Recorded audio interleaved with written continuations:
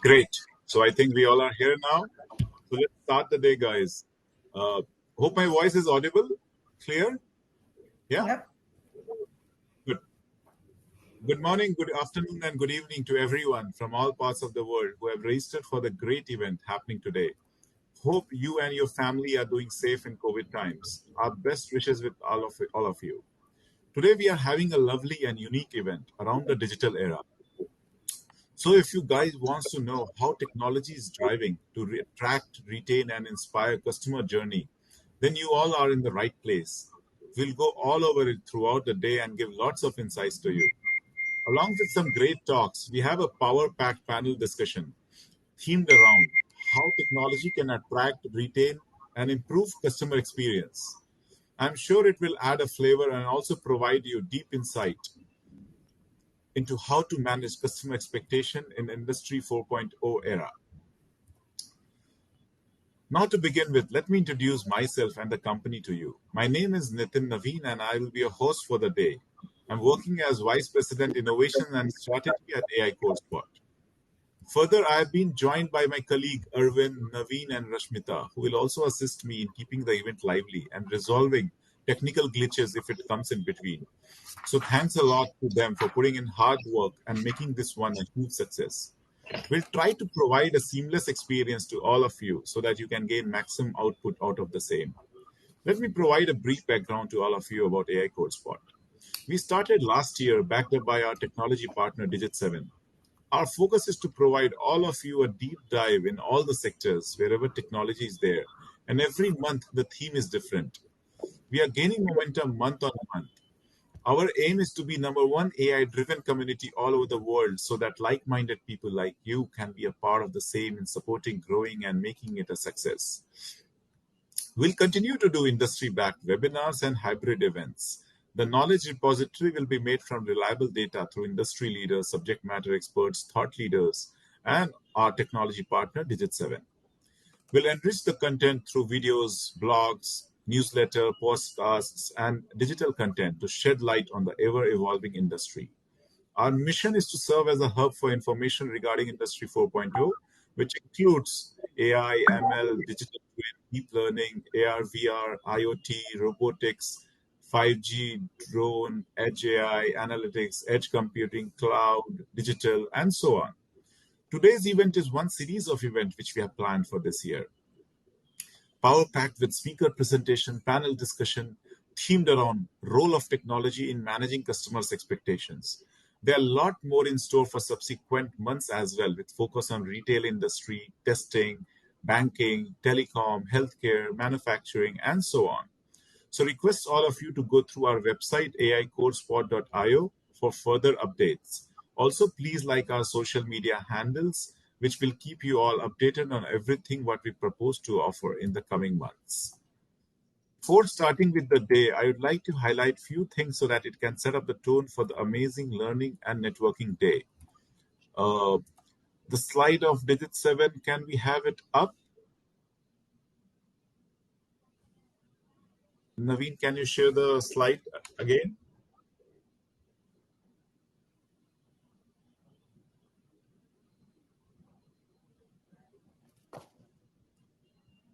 Let my team share this slide. So there's one slide which I wanted to show to all of you. Yes, thank you. So we can see that slide. A special mention to Digit 7 as they are our technology partner. They have helped us in understanding our vision and supporting us to create a platform through which we can help achieve our objectives. Their support is immense and provided a push to create awareness about emerging technologies in Industry 4.0 era.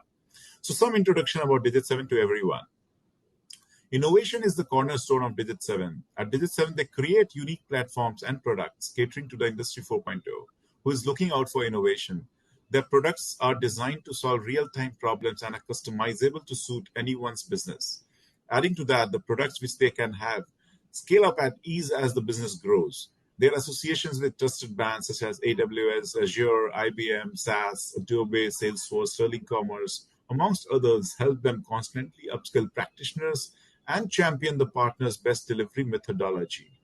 Professionally, they are also closely associated with tech titans Forbes, Technology Council, CompTIA, Richardson IQ, University of Texas, Dallas, and more technology power to leverage their contrasting standpoints and diverse skill sets.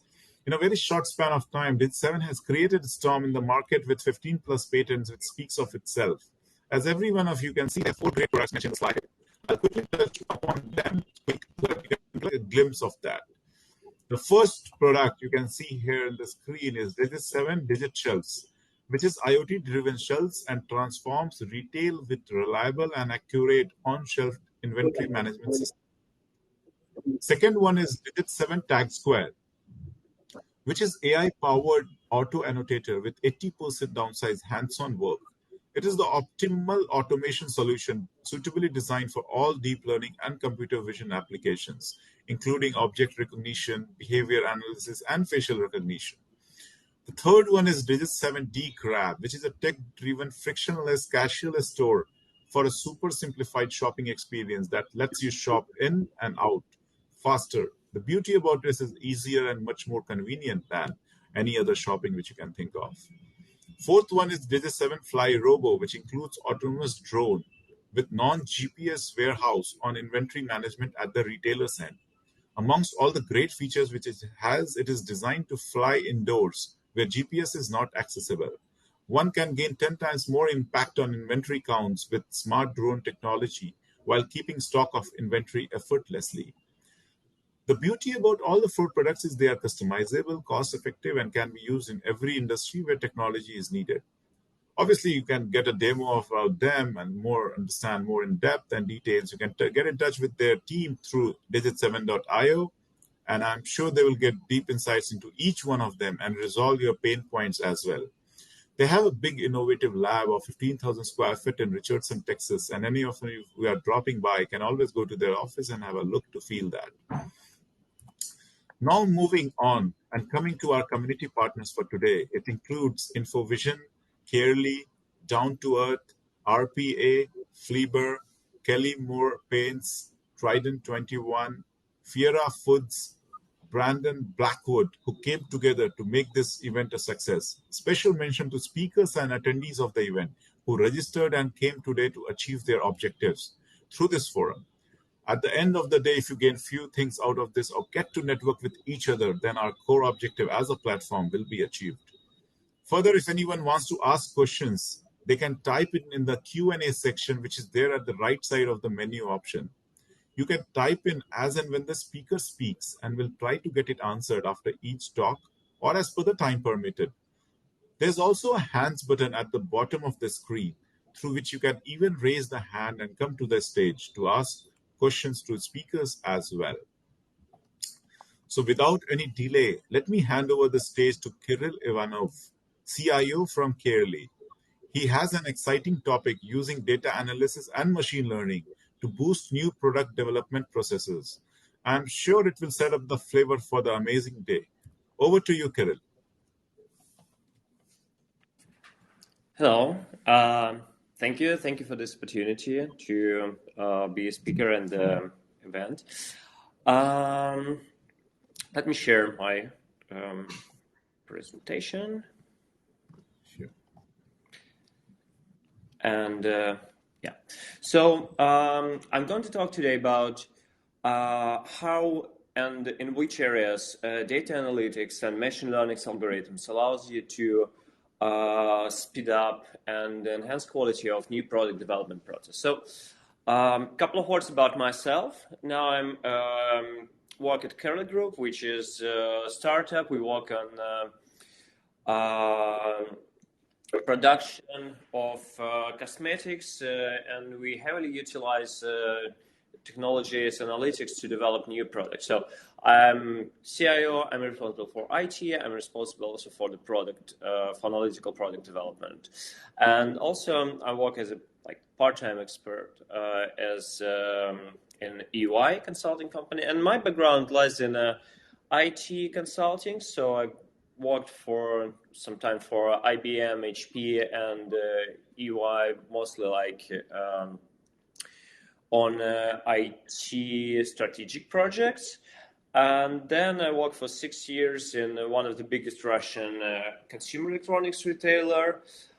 which has like 1,000 stores, and I've worked there in different roles, like chief architect, head of technology office, where I were leading M&A projects, and last couple of years as a chief data officer, where I was leading the team which developed different solutions from assortment planning, pricing,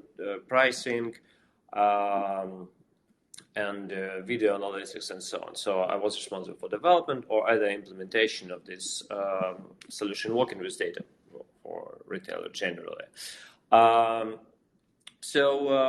For last, I think, year and a half, I joined the Carolee group. So basically, we cosmetics brand. We work in Eastern Europe and Russia and around there. We have 5 brands with 250 different products. We sell it mostly on marketplace, and we produce like different formats of this product. So, and we have like revenue growing from last year like 2 times, and in amount of orders like 3.5 times. So we use our own approach for the design of new products and development of them. So, but I want to start not even from the working with data. I want to start to like overview how AI and ML solutions and technologies affect market, affect how we work, and affect different professions. And to start with, I really love this picture, which is from the book of Kai-Fu Lee. It's AI Superpowers. It's a kind of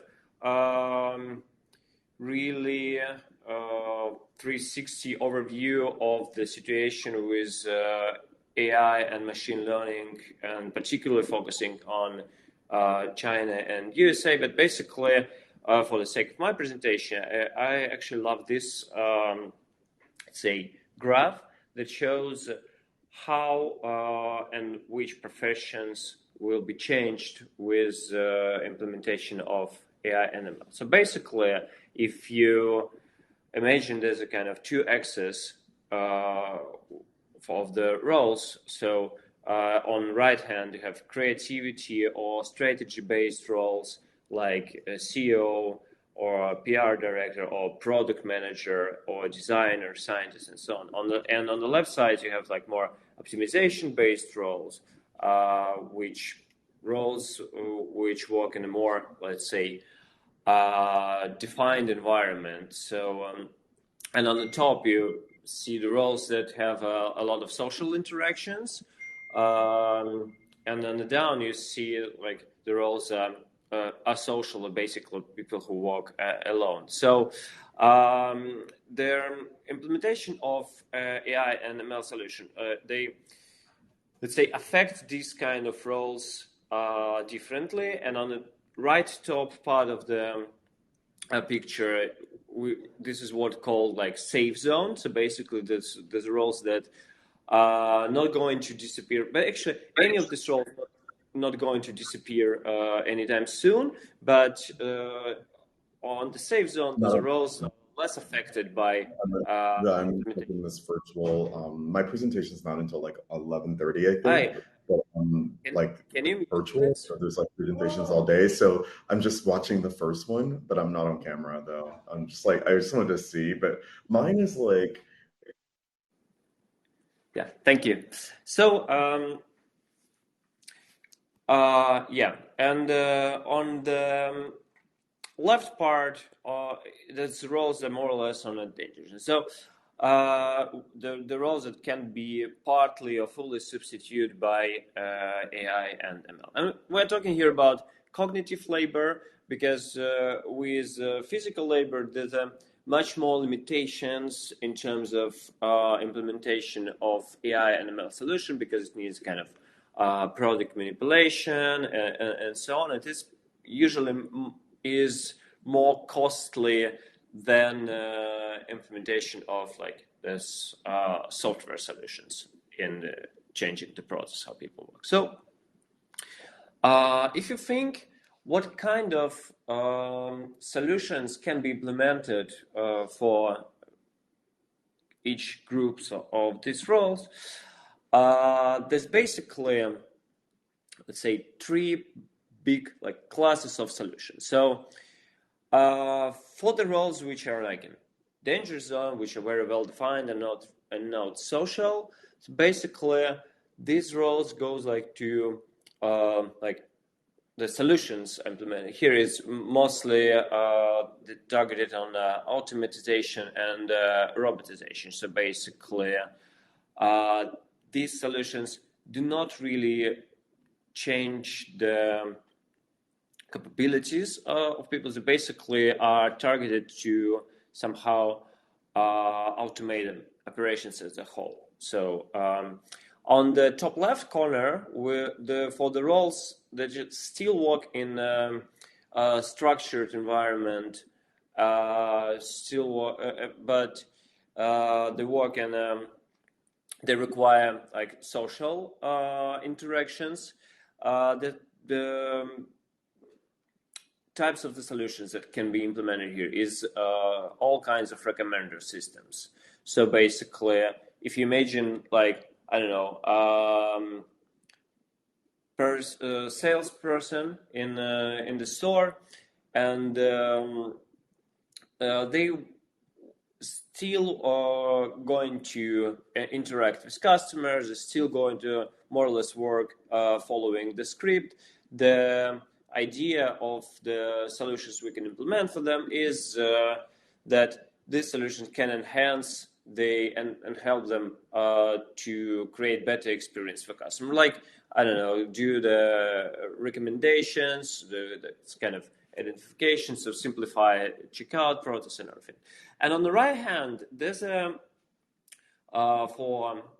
for this kind of roles which are creative and which require social interaction, or they're very like technical creative. So this kind of solution is analytics and decision support. So basically, these solutions do not automate like a lot of operations, although they can automate some operations, but these solutions are mostly about working with data and understanding the data and get insight from the data. So basically, these kind of solutions which are going to be used with CEOs, product managers, and so on. So from like reporting, and which just shows the state of a company, to more sophisticated solutions that do some part of analytical jobs. And if you think how these roles work with this kind of solutions, they basically, which you can imagine the same concept as used for autonomous driving. So let me explain. For example, if you think of the solution and features that that have this solution, I don't know. For example, we're talking about some decision support system. So you can think of, like, let's say, product manager as a driver of the car, and on the level 0, when there's no automation, there's no analytics, it's kind of reports and Excel spreadsheets. So on this level, everything that product manager needs to do, they need to do it like by themselves. They can do it by that. So on the more advanced levels, on the right side, there's a solution propose some functions, like self-driving car can propose some features like changing the lane, or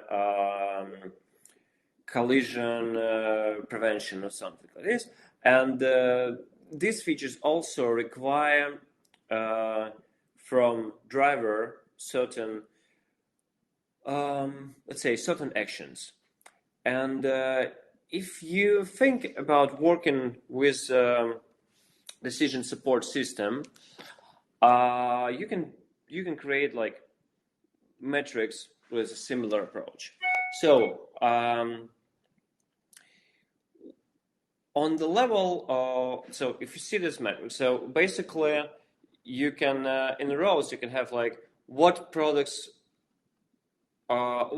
do with tools. So basically, if you talk about product manager that develops new products, so what he expect or what he should do with the tool.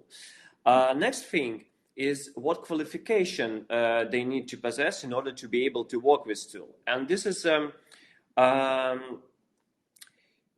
main idea with implementation of analytical tools, that you need to grow the expertise along with development of the functionality. You cannot really give the super sophisticated tools to products that are used to work based on their purely on their expert opinion, because working with analytics requires a bit different approach, and at least it requires some additional skills to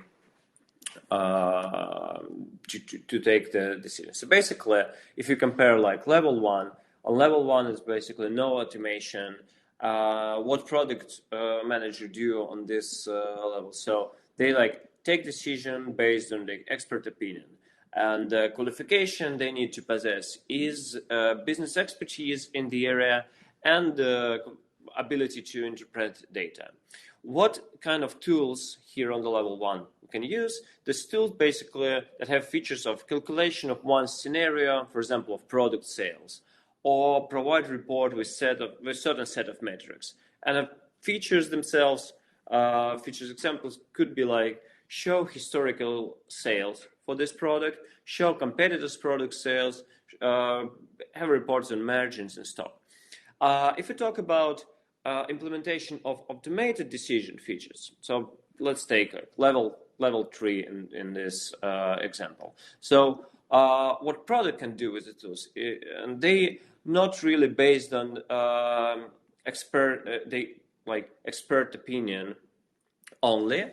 They need to be able to analyze different factors and understand how different factors impact the models and decisions. They need to be able to find precedent and similar situation. They need to formulate scenarios and simulate target states. So basically, this is not only about business expertise and business area. It's about expertise with working with data and analytical tools. So in terms of qualifications, they need its ability to analyze, pick precedents, ability to formulate scenarios, and understanding of advantages and disadvantages or limitations of the scenarios. And the tool features here can be trend analysis and sale prognosis, or in a more advanced level is like what-if analysis and calculation. So, like features examples can be like explanation of sales drop of period of promo from in the end of December, for example, or identification of popular keywords from different sources, popular keywords for products, or identification of new product capabilities from customer reviews. So what I want to say, the implementation of AI and ML tools need to be aligned with the growth of product managers or other roles qualifications in terms of data. So, and this is a kind of long and iterative process of this implementation. So, if you return back to the product creation process, so this is very consuming process, and if like for the sake of this presentation, you can like simply talk about like 4 stages of product creation. So first is research the product idea, and basically answering the question what product we need and how we need to create, for which customers, what will be the characteristics of the product, and so on. Second stage is design and test, where you think about like packaging, design of the of the format. You do a quality assurance for us, where we in cosmetics we do the consultation with cosmetologist and so on. So basically, you design and test the product here. So different kind of test. And then you go to the really costly parts of the process. You go to production, and then to marketing and sales. So, and these stages, on the left ones, when you are in design, you are in a situation when you actually have a lot of flexibility. You are still an idea stage, so you can be really flexible. You can think about different ideas of the product and different variants and so on. But on this stage, you really lack of knowledge. There's not much knowledge about product, about how this idea will be perceived, what will be the properties of the product, and so on. So it's on one hand.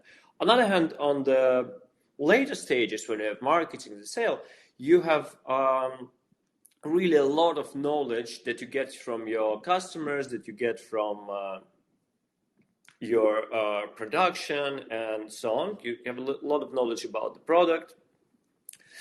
But on this stage, you don't really have high flexibility, because you have physical inventory, you have stock, and if you are basically got a mistake on the design stage, it's really hard to correct it when you have thousands of products already produced and on your warehouse, and to correct this like mistake, even a small mistake, even if it's like a misspell on the packaging, you don't really have a chance to correct it when you produced all the products. You just need to or you can correct it like in a very costly way. And I'm not talking about the more important properties of the product. So for real, the research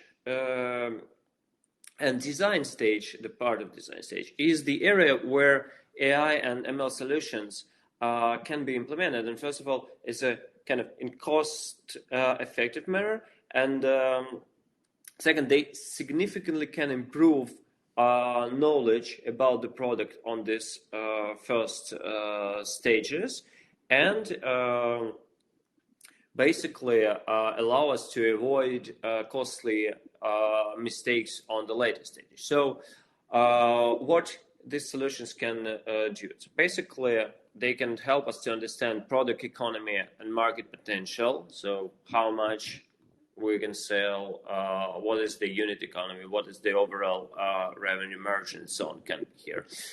Second, it's allow us here in this early stage identify potential customers and even communicate with them.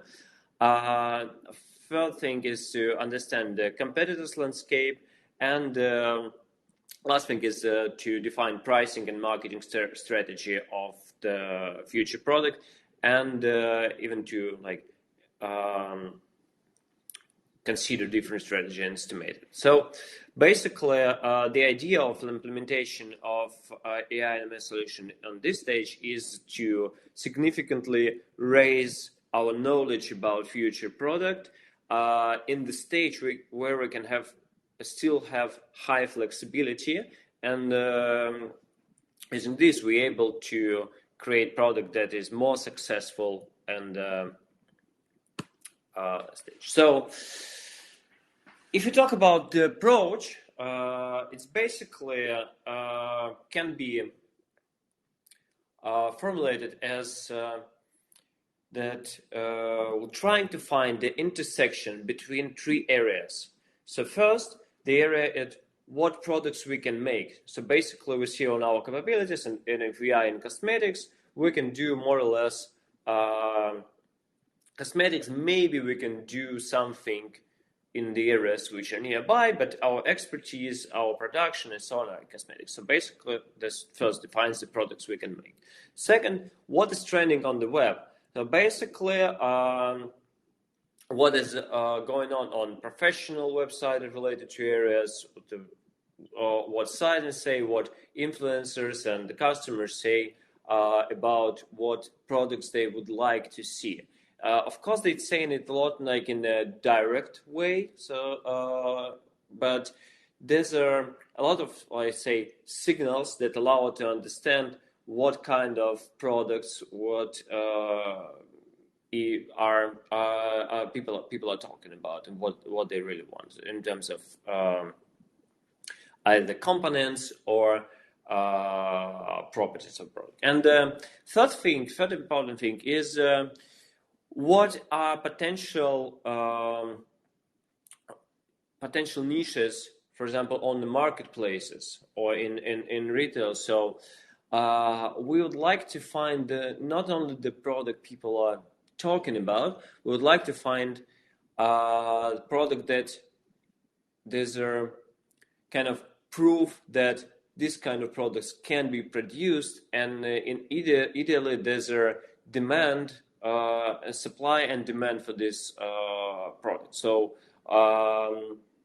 finding absolutely new product, it's completely different story, but finding something that at least there's some proofs that this product is already created or similar product is created, and there's a demand of the customers on the product. So basically, we try to find the intersection of these three areas, and analytical tools allow to do it. So how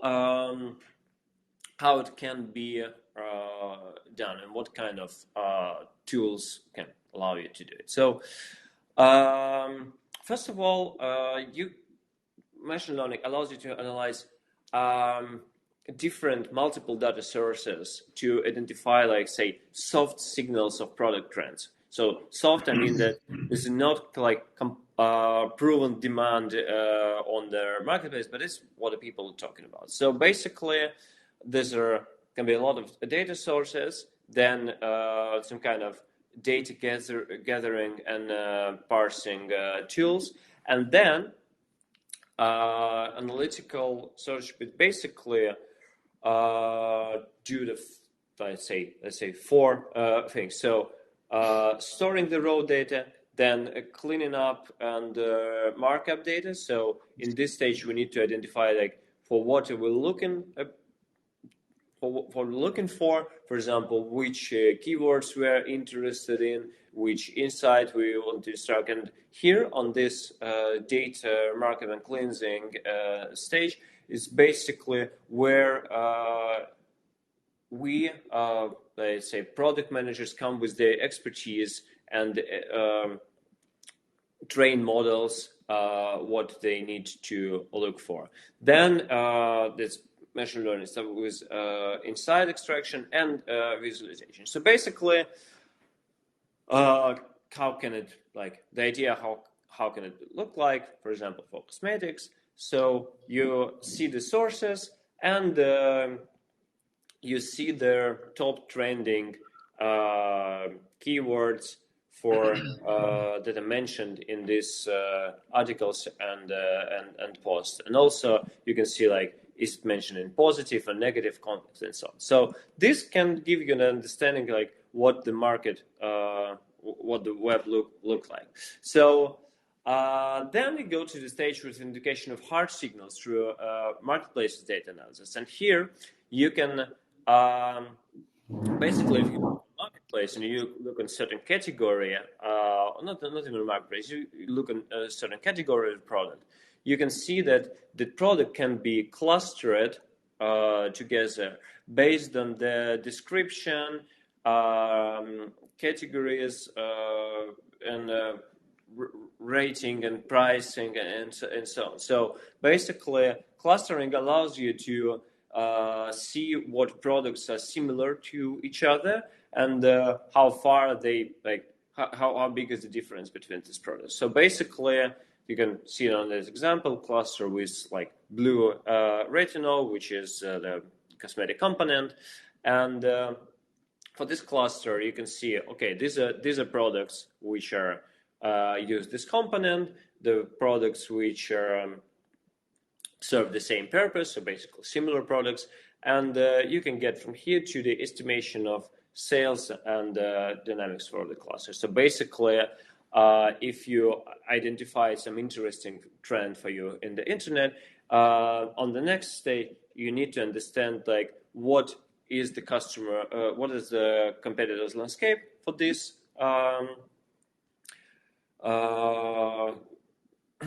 cluster, and for this, and basically understand if this cluster is trending, is it worth to go in and launch product in this cluster. So basically, through the competitors, through the analysis of the products, you can understand, okay, how these products are priced, what is the sale volumes, and so on. So as the steps, you can see like there's like for example, identification of potential competitors. So basically, the cluster of products, then analysis of the price distribution, so how these products can be distributed. For example, here we can see that there's a 4 product in the first price interval from $5 to $13, 2 products in $13 to $25, and kind of another 4 products in the really high cluster in $48 to $80. So then you can see like what are these products and what you can in what competitive landscape you enter to, and conduct a pricing analysis. So kind of based on your cost of production and based of your idea of the product, how you want to position it, you can understand what scenarios you can use here. For example, for the first, let's say, area, you see that it's kind of cheapest and most competitive segment, and customers easily switch between products here. So your strategy can be launch the product which are based on like more like cost effective, and you can just base your marketing strategy to say substitute one of these products on this niche. On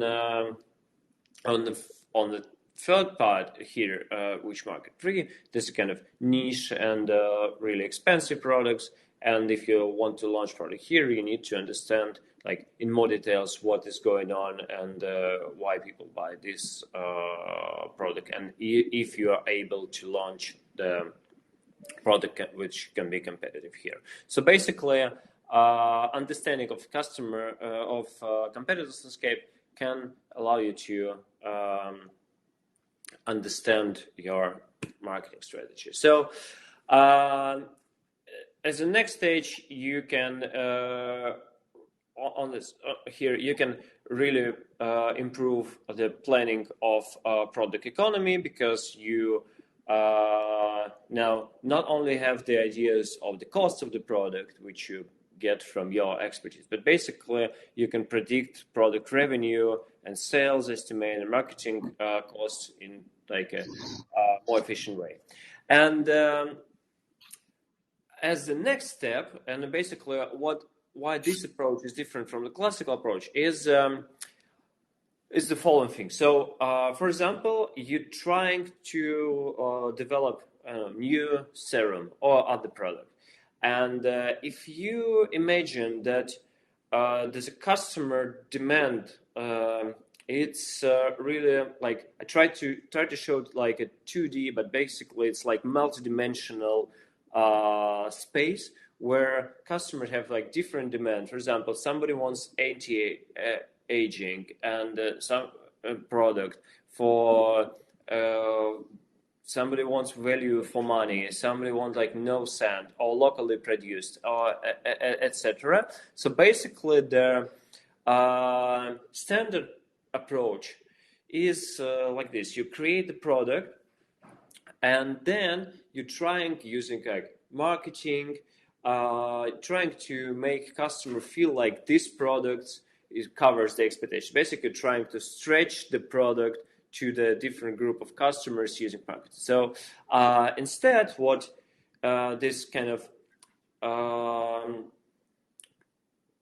smart design of the products allows you to create smaller amount of product, but for smaller niches. So basically, if you are able to identify, so okay, there's a customers that want value for money and want anti-aging serum. Okay, I can produce this amount of anti-aging serum exactly for these customers. So basically, you shift from creating like one big batch of product that you're trying to sell to everyone to creating like smaller batches of the products, and shift from, say, corporate marketing communication to the more personalized. And this is what I wanted to say about the overall approach of the product development and how AI and ML affects it. And what I want to say, the first is like a summary is try to build for product manager solutions that allows you to manage the existing portfolio of products from one place. So create a kind of solution, find a kind of solution that help, let's say, supports product decision. Then grow product manager analytic capabilities together with the implementation of machine learning features, and for these two things to be in alignment. Use as much information as possible to validate the idea on the early stage before entering to production. And as a result, shift from the universal product to multiple products that cover particular niches of customer need, and involve customers with direct communication by designing product for them, for small groups of customers.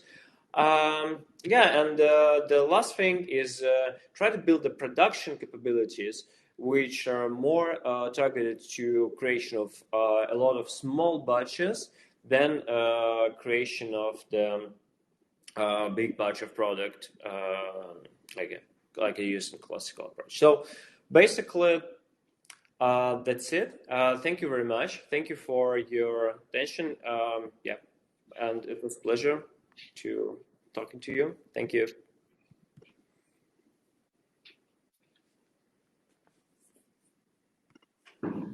Thank you, Kirill. Thank you for the lovely speaker presentation and setting up the tone Thank for you. this day. So guys, if anyone want to ask any question, you can type it in the Q&A section.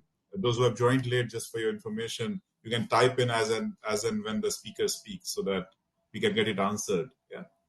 So we'll just wait for 1 minute. If there's no question, Kirill, we'll just continue with our panel discussion, which is the next. We'll just wait for 1 minute. In case of any question comes up, we'll just answer. Sure.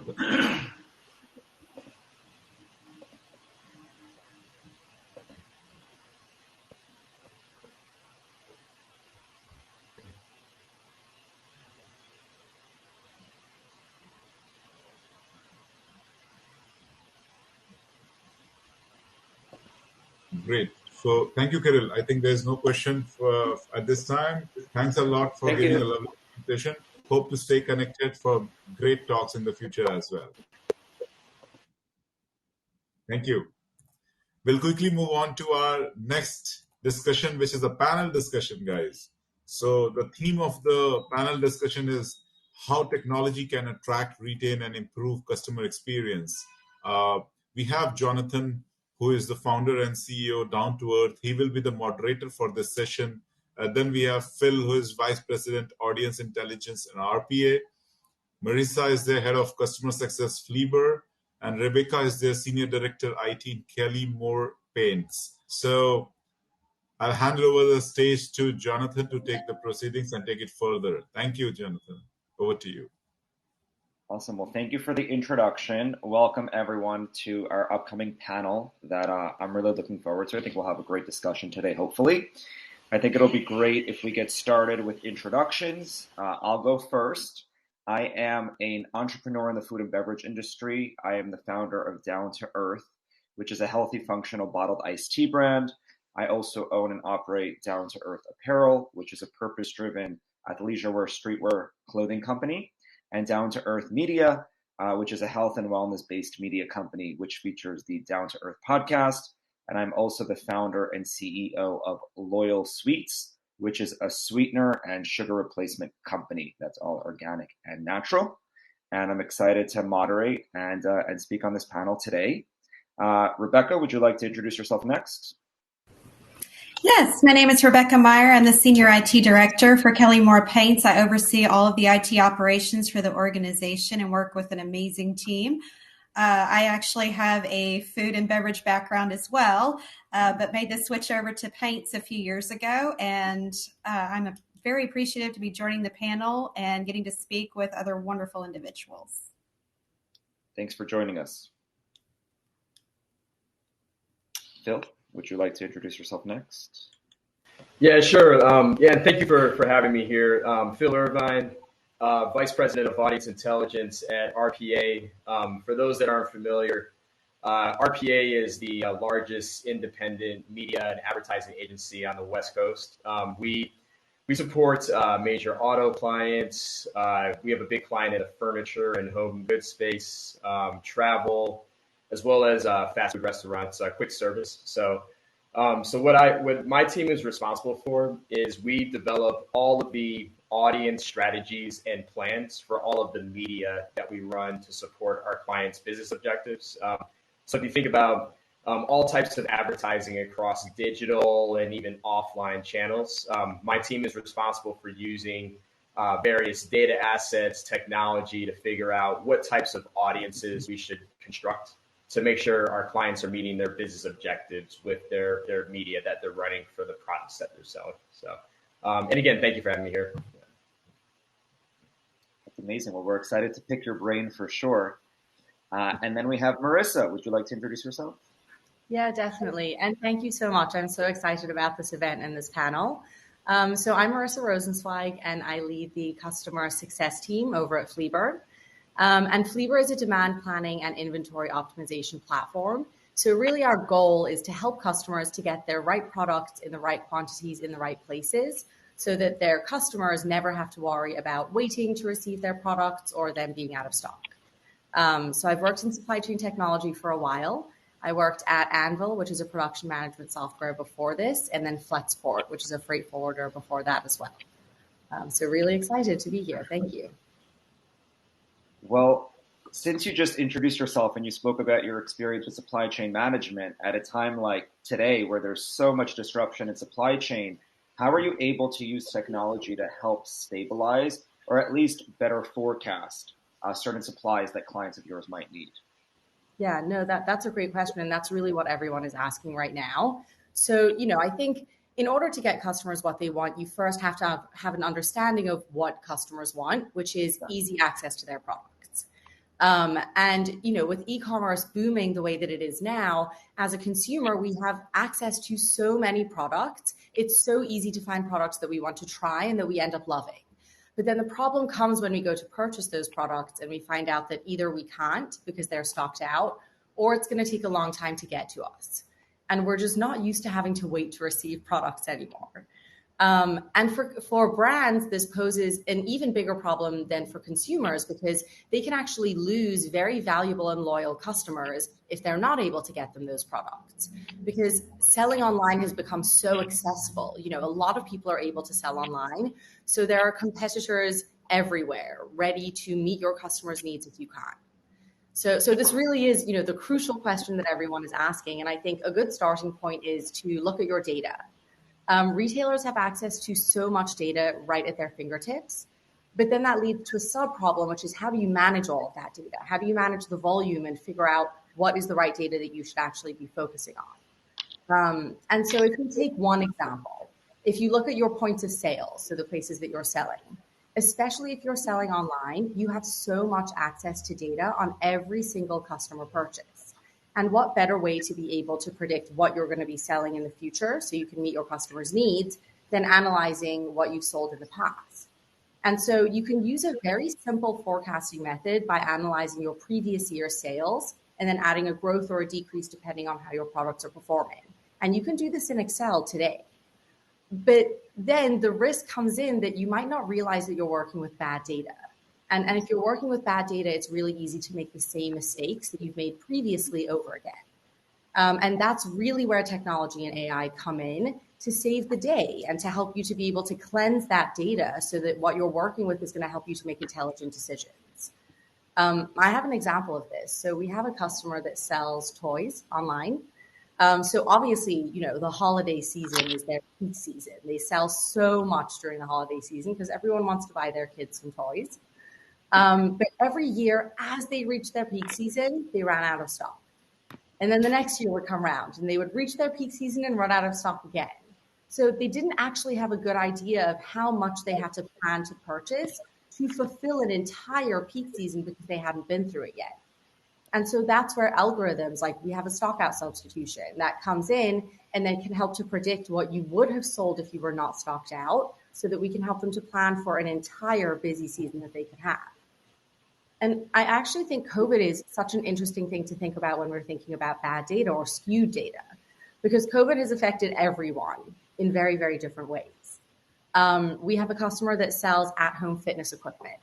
I think all of us can remember in early 2020, it was pretty much impossible to find any fitness equipment to purchase because everyone started working out at home.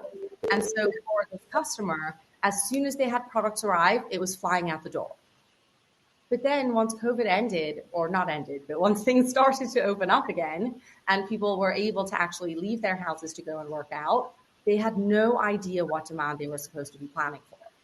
And so again, that's where technology and AI come in, and we have a COVID adjustment algorithm that helps them to be able to see what would their life be like selling after COVID and help them to prepare for what that would look like. Yeah, I was going to say, I'll piggyback. I'm sorry, I didn't mean to cut you off, but I was just going to piggyback off of that example. So, one thing that we're seeing with a lot of our clients because of this supply chain issue. So our big auto client, because of the microchip issue that happened, I think 8-9 months ago, there was a big plant in Japan that blew up. And so it's impacted autos, computers, and just the supply chain for a lot of products that rely on microchips.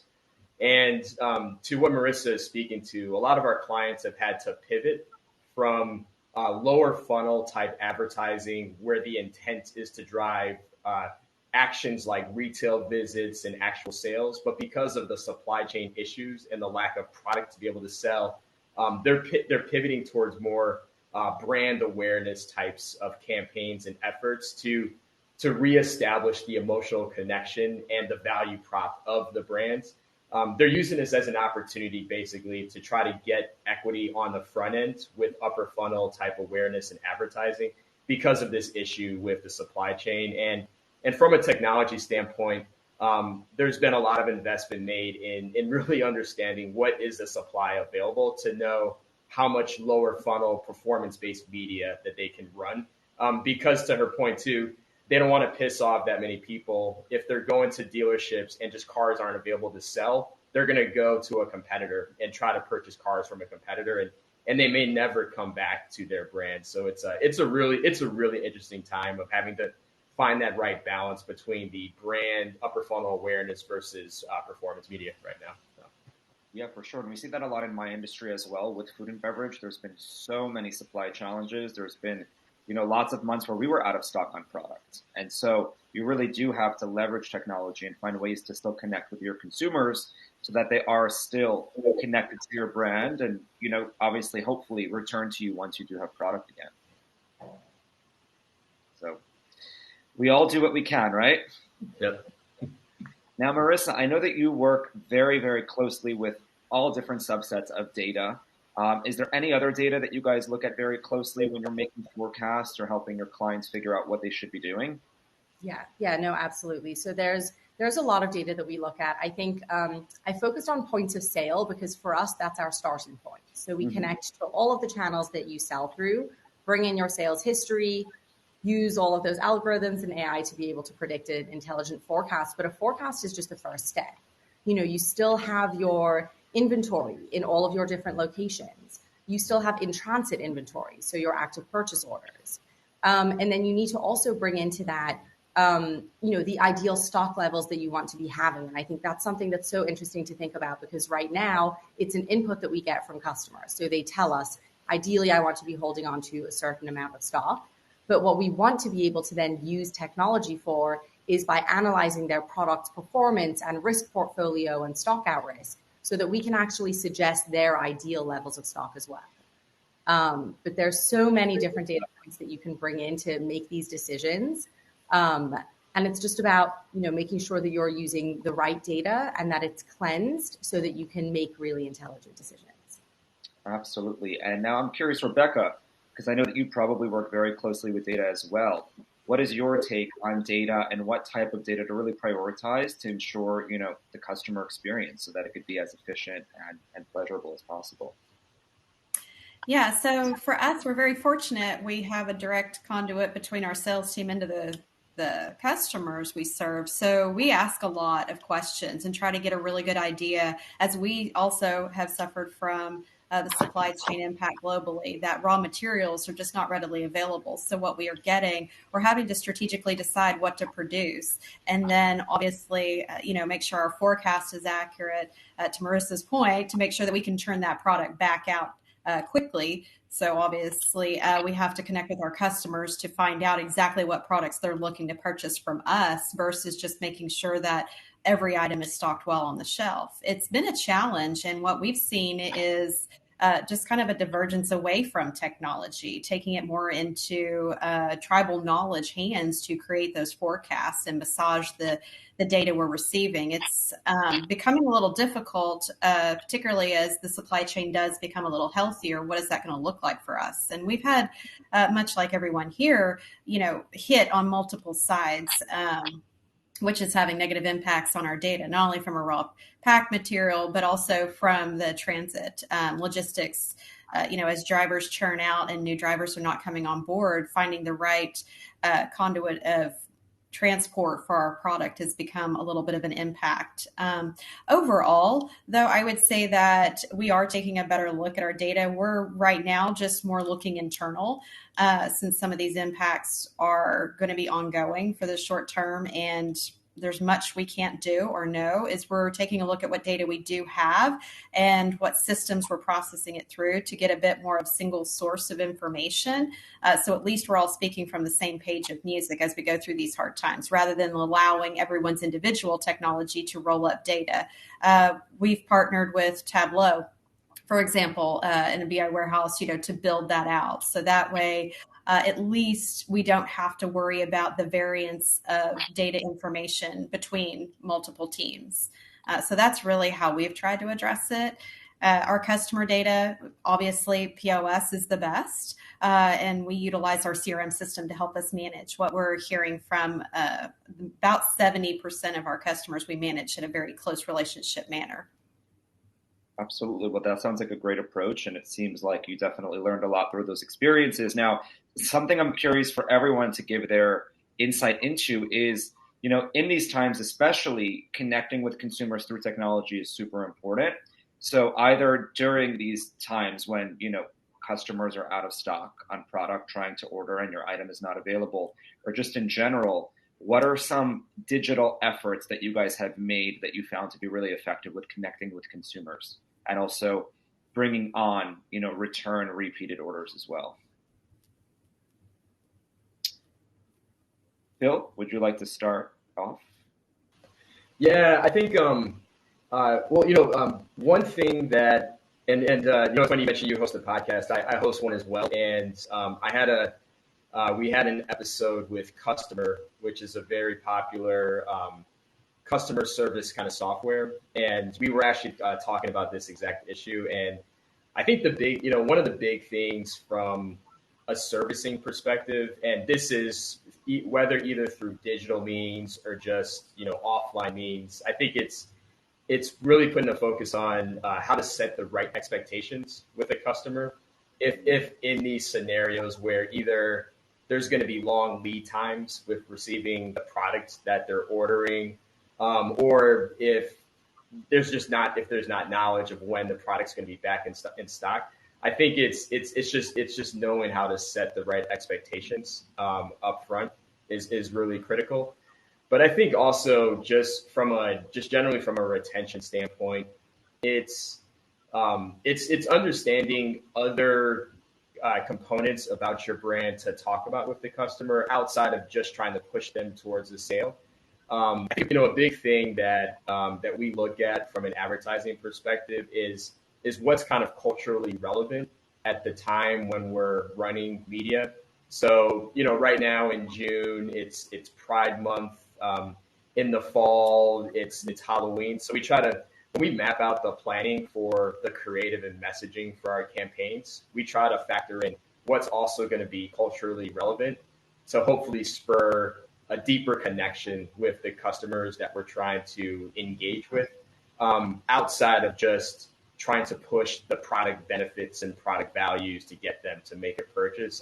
I just think because of the time, this was a concept that was always important, but I think because of the times now, and the fact that you just can't sell as much product, it's even that much more important right now too. It definitely is. But something else that I have found, and I'm sure that everyone has found, is that pretty much everyone has gone digital, which is great because, connecting with consumers and just being a consumer digitally is a really interesting experience. But there's also a lot of saturation when it comes to digital marketing efforts. So even though, a lot of us, of course, are bringing our companies into the spotlight, connecting with things that are culturally relevant, a lot of companies are doing that. So cutting through the noise is not always easy because it seems that a lot of the things that we may be speaking about, you guys might be speaking about digitally, is being spoken about by so many. So how have you guys found it being in the current digital marketplace, and have there been any efforts that have really helped you cut through the noise and really get your message out there?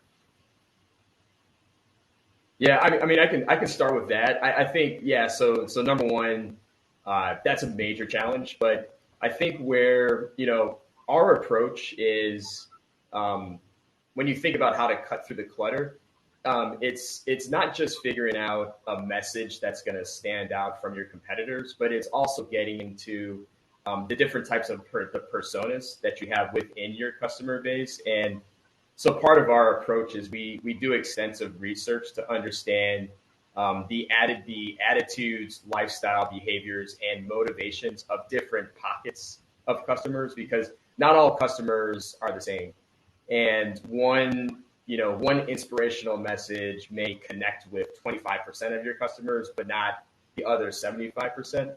And I think it's putting the time into understanding what are those differentiations between the motivations and psychographics of your customer base, and then aligning your messaging and the way that you're trying to engage with them so that it becomes a little more personalized. I think a big thing right now is one-to-one marketing. It's a big kind of cliche where you want to try to have the right message to each individual. But a thing we often talk about is you got to think about like doing that at scale, because there's an operational component you got to consider with putting out different variations of messages and creatives. So I think that's a key component that we think about with how to cut through the clutter. It's not just standing out from your competitors, but how to become more personalized with the different personas that you have within your customer base.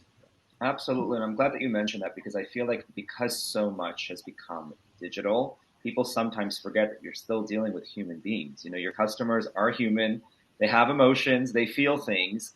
And I think that as we're heading into the future, which is going to be even more technologically based, as a company, as a brand, working in the industry, you have to always understand that, you're still speaking and communicating with humans. So even though you're doing it through technology, you still want to find personalized ways to do that.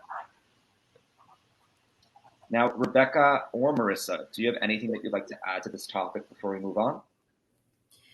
Yeah, I was going to say for us, we were not really part of e-commerce in a big way until COVID hit. So that forced our hand at it. What we wound up doing is quickly getting out there because stores, we're primarily based in California and Texas. So as stores were closing, we still had to connect with our customers who needed product, and we spun up our e-commerce quickly. We learned very fast, and as we've migrated through the pandemic, exactly how our customers want to engage with us via e-commerce. We're a paint store, so we're not likely to mix and ship versus we're ready to mix and have ready. So working with our customers, collecting our CRM data and analyzing it, we found our sweet spot of how to partner with our customers through e-commerce, making their lives a little easier by their utilization of the technology and purchasing online, but picking up in store. So I think we really, again, we quickly jumped into it and we started to listen to what the feedback was. And we're still, obviously going through this journey, and we're going to find ourselves where it's going to balance out, hopefully, as COVID remains settled down. But for us, again, we utilized our CRM data in a big way to help guide us in the right direction for what our customers needed. And it's still a growing channel of commerce for us. Absolutely. And I could imagine that being thrown into it so suddenly as you probably were and having to figure out how to go digital was not easy. Did you find certain things really helped you still deliver the same customer experience online as in person? Because a lot of the products that you sell, typically a customer will come into the store, they want to look at the swaps, they want to see it, face to face. So delivering that is not necessarily always like a one-to-one when you're doing it digitally. Absolutely. Rather than try to discover and build on our own, we found a really good vendor partner who had, been doing it for many years online. And we partnered with them to build up our website to identify what is it that customers online are looking for, whether they're B2B or B2C versus a customer that's coming into your store. They look for very similar things. But for us, we've really dove into, those very on edge, what's coming about from a, lifestyle and design management for both the retail and the contractor side of our business. And we have realized that we needed two different sites for them because while they do have some synergies, there's also divergence in how they purchase and how they look at our products. So you'll enter into one single place for our Kelly Moore Paint site, but then you can quickly dive into either direction, depending upon if you're one of us who might just want to paint a kitchen on the weekend, or if you're a contractor who's painting an entire complex. And for our contractors, we also have interesting technology for them to help plan out their projects with us, and also to connect with a salesperson if they do not already have one that they work with. And their version of the website offers all of those things in a soft format. So again, for their busy lives, if they don't have time to maybe meet with the salesperson, they can still conduct the entire business and the project in a soft format via the commerce site. Very interesting. Do you remember having a similar experience, Marissa, where you were sort of thrown into the mix and having to figure things out so rapidly, or were you more steadily introduced to this space? Yeah, so I think, I've seen my clients go through all of this. And so, my clients are e-commerce brands and struggling with the, the supply chain and freight and suppliers with where they are now is very difficult. And I think, I really liked what you were saying, Jonathan, about how there's a person on the other side. There is a human being that's making these purchases. And so I think what we found, a couple of things that our customers have found helpful.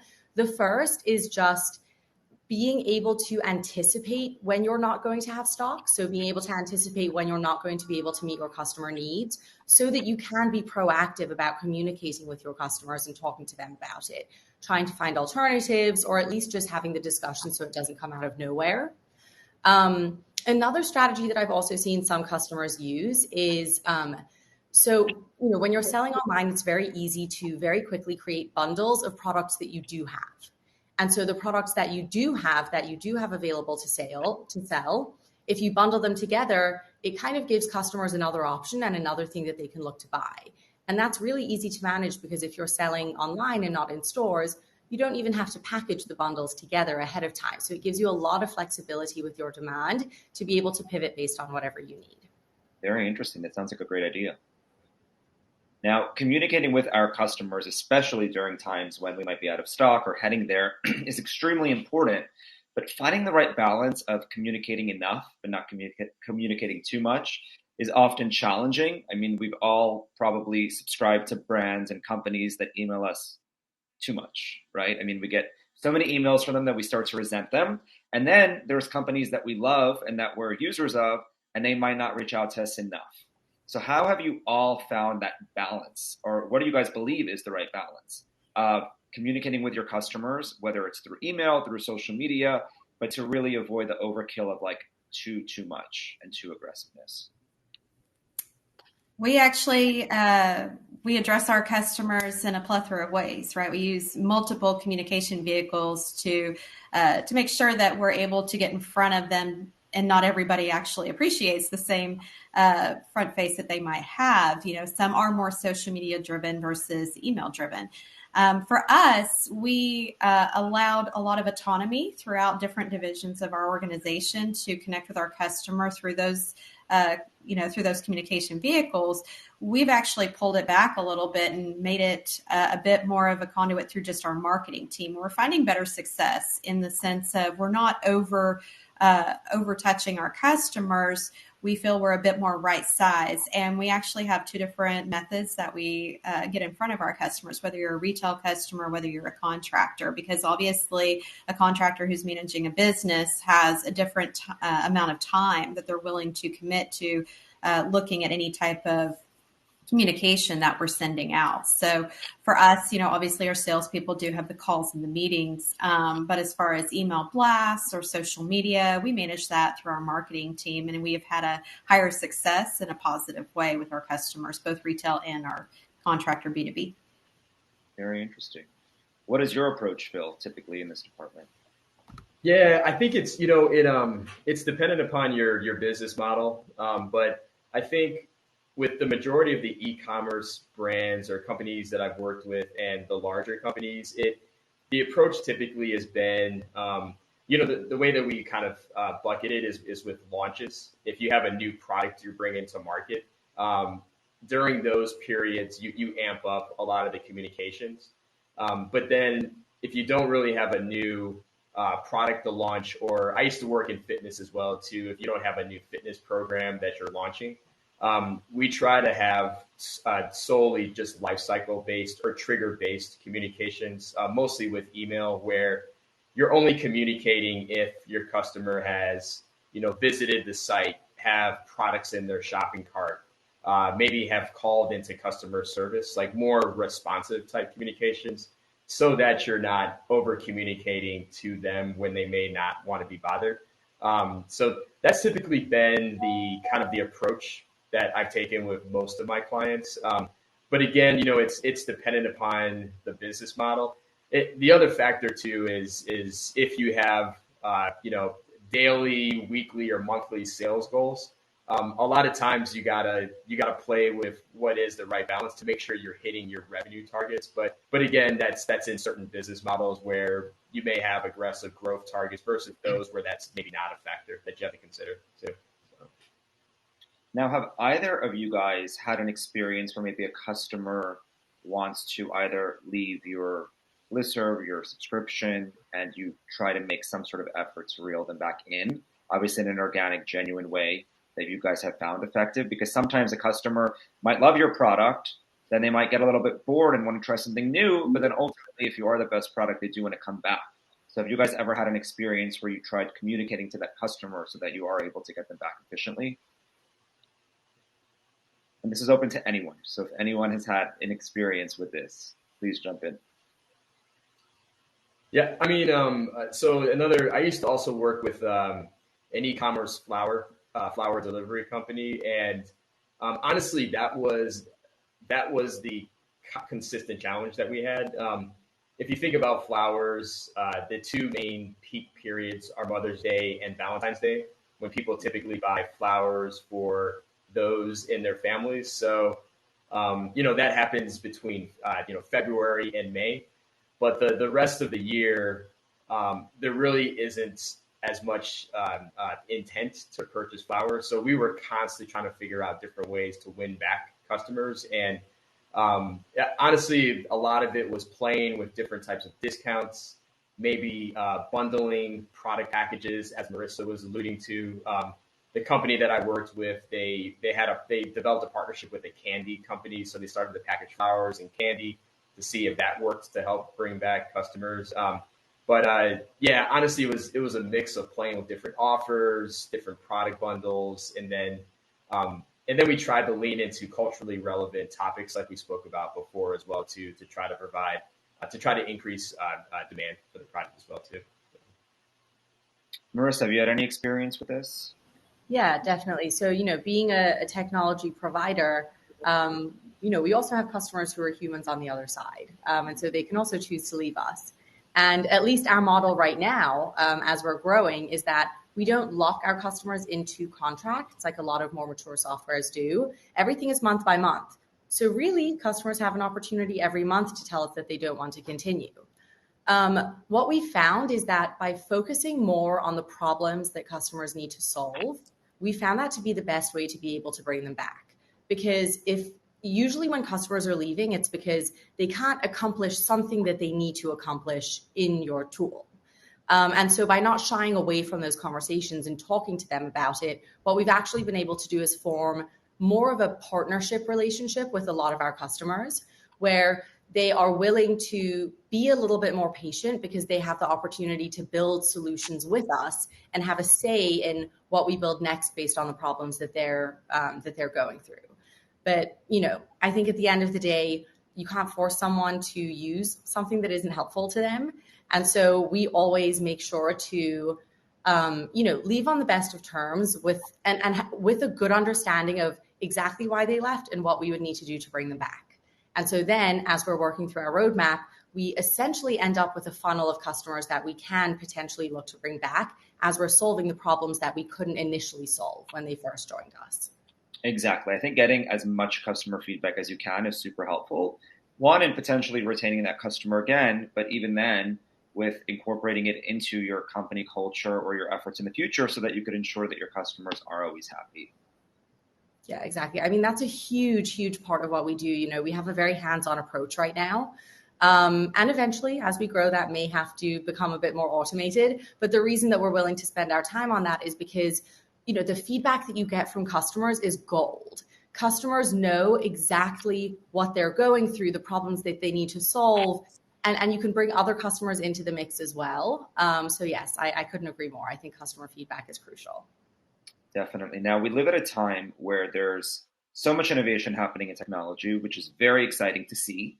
But from the back end, constantly adapting or knowing what you should be focusing on technologically, whether it's a new system that's coming out, whether it's a new social media platform, is challenging. Because if you are going to invest the time as a company to learn a new platform, as an example, you want to make sure that, by the time you actually start optimizing that platform, which could take months to potentially a year, it's still going to be a relevant platform. So what do you guys think is the best approach as a company with adopting new technology in a way that sort of protects you from things changing very rapidly shortly thereafter?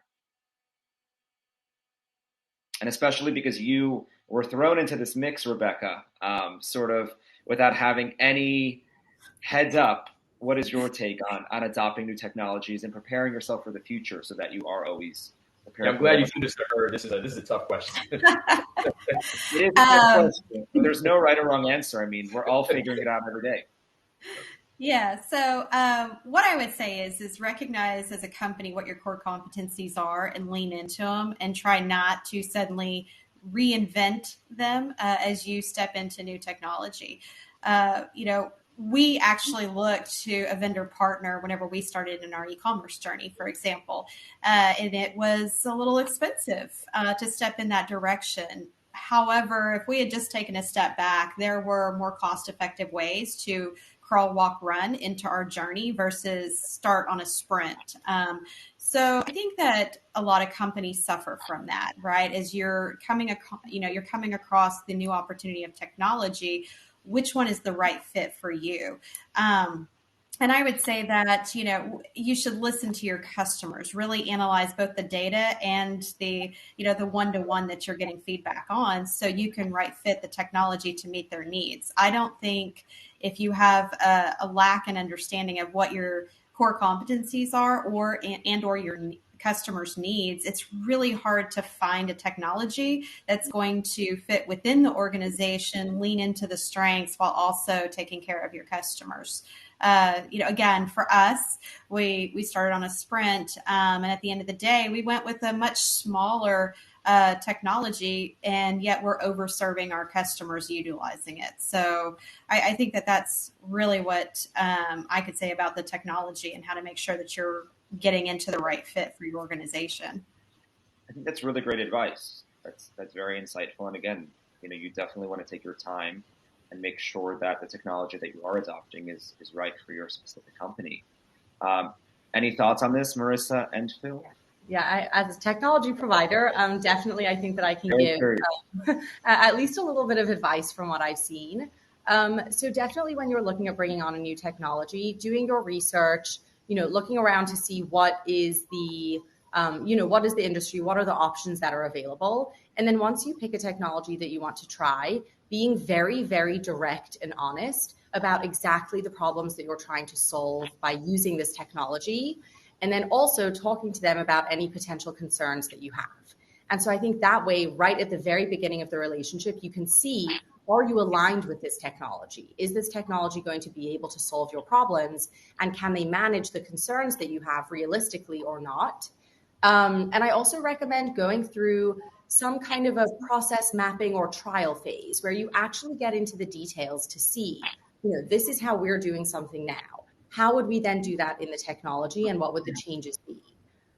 So for us, we also use technology to help to manage our customers, and finding tools where you can analyze customer usage can be really tough. And so we spent a long time researching all kinds of different tools, and we ended up doing a very well-defined trial with one of them where we actually took problems that we have to solve today and we tried to solve them using the technology. So I always recommend trying something like that. That's very interesting. And I think something else that's important to keep in mind is a lot of times new technology will come out, or you'll see a competitor or another company using it, and so you automatically think that you should be using it. But just because other people are using something or doing something doesn't mean you should follow, right? Because at the end of the day, our goal is to stand out. Our goal is to become a leader. And in order to do that, you have to find your own approach, even if it's against the grain, even if it's not a common approach. Right? Yeah, no, 100%. Absolutely. I think that it's so easy to get into the trends. You see everyone posting ads about, oh, we're working with this person, we're working with this technology. And, it can seem so wonderful. But again, I think focusing on your problems is going to be a really great way to find out if it's the right choice for you. Yeah, I mean, just to give like one example that's happening in the advertising and even a little bit in the CRM space is, so customer data platforms, CDPs, is the real hot technology that everybody thinks they need to migrate towards. So DMPs were kind of the go-to technologies for audience management and media activation about 3-4 years ago. But then now that third-party cookies are going to be going away and not trackable, the move, at least the trend, is to transition to CDPs. But yeah, I mean, to your point, Jonathan, it's just because a lot of companies are going that route doesn't mean it's right for every organization. I mean, really, it's most impactful if you're concerned about identification of consumers, and if you have if a big focus is direct to consumer marketing versus advertising. So it just to give one example of a trend that's maybe not applicable for every company right now. Yeah. Absolutely. And I think, again, it all comes back to data and experimentation and trying different things and seeing what works.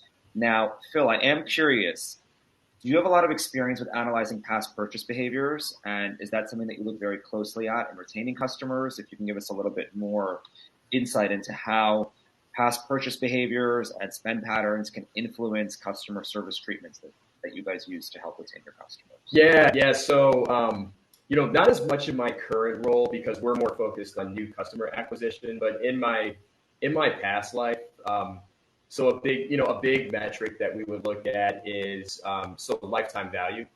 And the reason why lifetime value is so important because you can back into what the ideal marketing investment is to retain your customer. So in the flower industry, for instance, the magic number for us was trying to get people to buy 3 times, because if you looked at the amount that we had to spend to acquire customers, which was about $9 to $10, but from a margin perspective, once we hit that third purchase, that's when we were starting to see profitable margins with our customers. So I think that's at a real high level why understanding past purchase behaviors is important, but also even more specific than that, just understanding trends with product categories or even specific SKUs that people purchase. Understanding that can inform your responsive marketing tactics. So flowers, for instance, if I knew Marissa bought roses frequently, that would drive me to feature roses in email, social, website experiences, and so on and so forth. So, with a lot of the companies, when I used to work more on the retention marketing side, that type of data was very, very impactful. Not just from an investment perspective, but then understanding how to put in market the right personalized experiences to have that better, one-to-one connection with customers. Definitely. And now, Rebecca, I mean, of course, when you're selling a product in retail, which we sell a lot in retail as well, you don't always know if it's repeat customers coming in, right? I mean, you're seeing the sales, you're seeing the turnover, and you're hoping that it's a lot of new customers as well as returning customers. But I'm sure that when you guys moved digitally, having this data and seeing customer retention was very, very interesting for you guys. Yeah, absolutely. We do analyze that data to see, to measure everything from the abandoned cart to the bundles they're building. For us, we're a specialty, store delivery. So therefore we are able to, offer just those items. When you're buying a can of paint, you're probably going to buy a drop cloth. You're probably going to buy, paintbrush. So it's easier to build those bundles for us.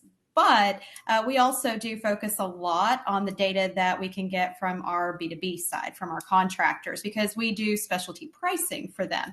So historical purchase trends are very critical for us to be able to know what is that right price to maintain them as a customer for future jobs, while also obviously making the margin on the back end with it. So we do a lot of analysis on previous purchases when it comes to that side of our business. And then, of course, on the retail side, it's less about pricing and more about the bundles they're building. What is their, how large is their bundle? Are they coming back in and shopping on e-commerce? Because that is our best way to identify down to that granular customer versus at a brick and mortar. It's more of just a generalized customer view. Very interesting.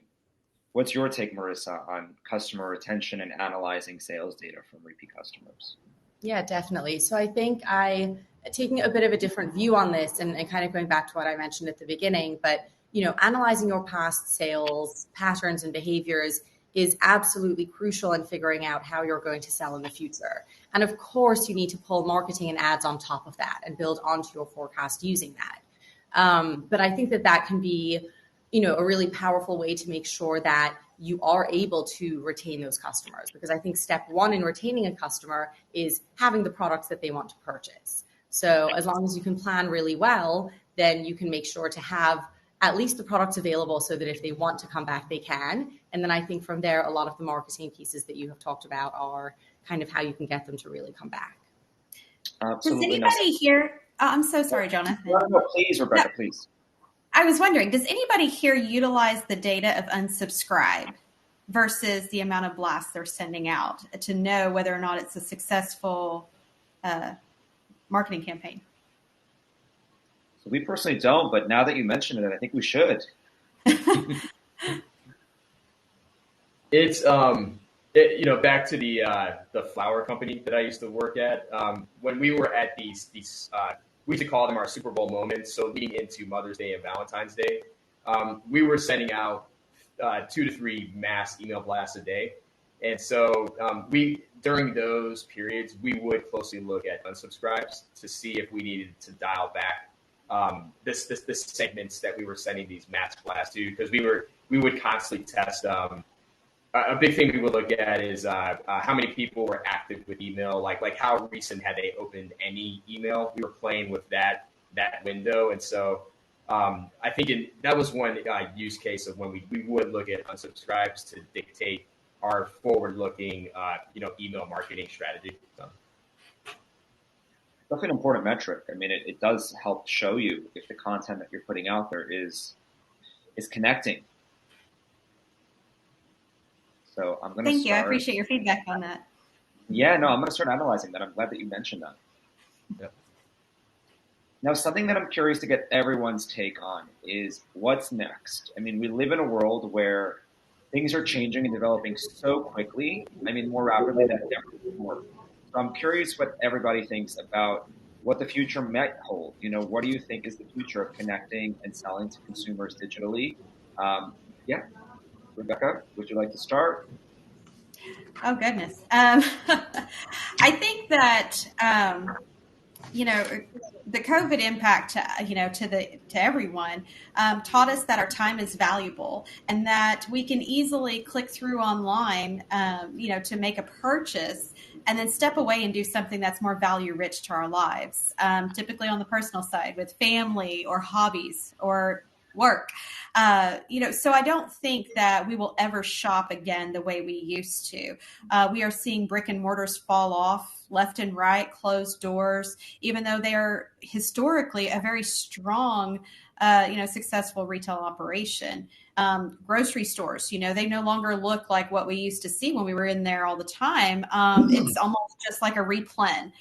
You see a lot of people just pulling from the shelves to do grocery deliveries, whether it's pickup or delivery. So I feel like we have all learned a valuable lesson that we can utilize our time elsewhere and digitally shop for the majority of our needs in life. And as such, we all working for organizations need to keep that in mind with our customers and always remember, I can't remember who said it earlier, that you have to know your customer to know how far they want to engage that digital experience. For us, again, we are always going to have paint mixed in a store and available for pickup. So we're not necessarily going to be that 100% e-commerce platform for everyone. But again, other organizations may have that opportunity, such as Marissa, I think you mentioned the toy company that could easily deliver out. So I think that's going to be important going forward, is remembering who you are to your customers and how much they're going to want to engage that e-commerce platform, but is definitely something we all need to engage in going forward. Absolutely. And again, it's different for every company. We're also going to always have a retail presence. It's a big part of our business. But I think that even in the retail side, there's ways to adopt technology so that you could optimize your business on that storefront as well. Definitely. Phil, what do you think the future holds? Yeah, I think, we touched a little bit on this earlier, but I guess what's kind of top of mind for us is as marketers, we used to think about how best to sell the next product to your customer. But now I think given just the state of the world, the economy, supply chain, it's thinking about the next best action. So not necessarily thinking about pushing a product to a customer, but maybe the next best action is to figure out a way to collect feedback. Is it maybe educating them about your brands? Tying back to what I was speaking to earlier about this mix of brand messaging versus performance marketing messaging.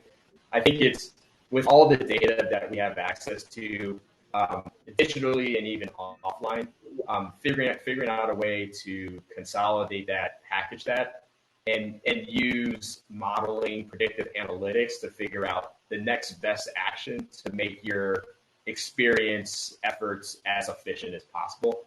I think that's kind of where I see a pivot going, not just with advertising, but with the lower funnel marketing efforts, and even from a servicing perspective. I see that as like the next kind of focus areas for, not just marketers, but everybody in the organization. I agree. That makes a lot of sense. And then being in the providing industry, Marissa, I'm very curious what you think the future holds as well.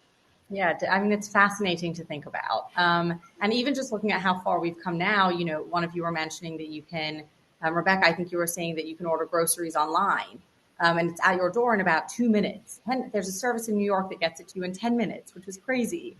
And so I think that, what retail stores are used for, Jonathan, as you mentioned, could very much change.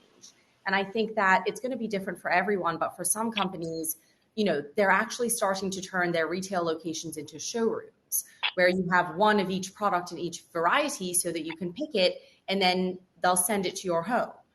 And so I think with the move more to e-commerce, I know it can be really tough, but it can also have a lot of advantages because if you are selling through e-commerce, there's less worry about having all of your products in every variety in all of your stores because you can centralize through warehouses and run a leaner operation and have less trapped capital and inventory. But the problem still exists that your customers want their products as soon as possible. And I think what hasn't yet changed that's going to need to change is how we support retailers with making those decisions. And so right now, we're still expecting most retailers to have a good understanding now of what their customers are going to be purchasing in 6 months or more, because production times are really long, freight times are really long. And so what if you were able to take more of an approach like Waze? So, the technology Waze, at first there was GPS where you just put your destination in and that's it, one decision to make. Waze is adding intelligence to that and they're revisiting the decision and kind of what Phil was talking about looking at what is the next best decision. So as we're going along the path, you can rebalance your purchase orders, you can adjust them, and you can redo those decisions so that you only have to decide days before your products arrive instead of months before your products arrive where they're going to go. But humans can't do that, to be honest, because it's enough that we have to make that initial purchase decision and spend the time doing that. We definitely cannot afford to be revisiting that decision many times. So that's where technology and AI is going to come in to really save the day and support retailers a lot more with supporting their customers. I think it's safe to say we're living in extremely fascinating times, and none of us fully know what the future holds, but I think that, it's guaranteed to be super exciting. And I think for people who are here today that are curious to learn and that are really investing the time into, just opening their minds and opening their horizons to what might be out there and what might be next, I think that we're all on the right path. Now, I would love to open up this discussion to the Q&A. If there's anybody who has a question for any of us, now would be the time to send it over.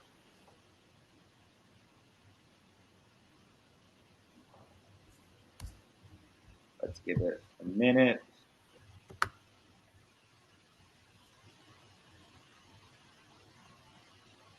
Yeah, Jonathan. Yes. So let's see if there's any Q&A questions. And I'm just trying to see. Yeah. I'm just trying to see that only. So, guys, if you have any questions, please ask to the panel member. I think they're lovely. I was engrossed in the conversation which you guys were having, and I was just listening to all of you. It was excellent. So, there's a comment also from Zeno. Thank you, everyone. Nice insights. So, guys, if you have any questions, you'll feel free to ask to the panel members. But I think it was a lovely discussion, and hats off to guys, all of you guys. I think I enjoyed myself a lot. Thank you. Thanks for having us. Thank you all for being here. And for thank you for being a part of this. Yeah, everyone shared a lot of great insights. So thank you. I learned a lot. Thank you, Jonathan. Thank you, Rebecca, Marisa, Phil. I think a lovely one, and hope to stay connected and see you in future events as well. Absolutely. All the best, guys. Take care. Take care, guys. Bye. So we'll quickly move on to our next presenter for the day, who is Kate. So guys who have joined late, let me let you all know that we have 3 great talks left for the day. One is by Kate, by Sunny, and the last is by Jason. So the next talk is by Kate, who is the president in Trident 21. His topic is create an incredible customer experience or die. Lovely topic. So great. So over to you, Kate, and I think you can take it to the next level. All right, everybody, give me a second. I'm going to share my screen, get this up. Absolutely, yeah. I'm here. Yeah.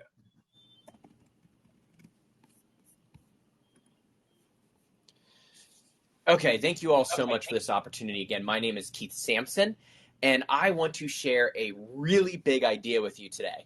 Hopefully, most of you will probably already be doing components of this, but for those of you that aren't or that are, I want you to leave with maybe just one actionable item, if not three. So we're going to cover a lot of content in about 30 minutes, but I wanted you to answer a couple questions real quick. Hopefully, you're ready to take notes in your respective areas where you're sitting and joining us today. So if you will, I'm going to ask three questions, and I want you to write down these answers. The first, I want you to write down the first name, company, organization that comes to your head when I ask you this question. Okay, you ready?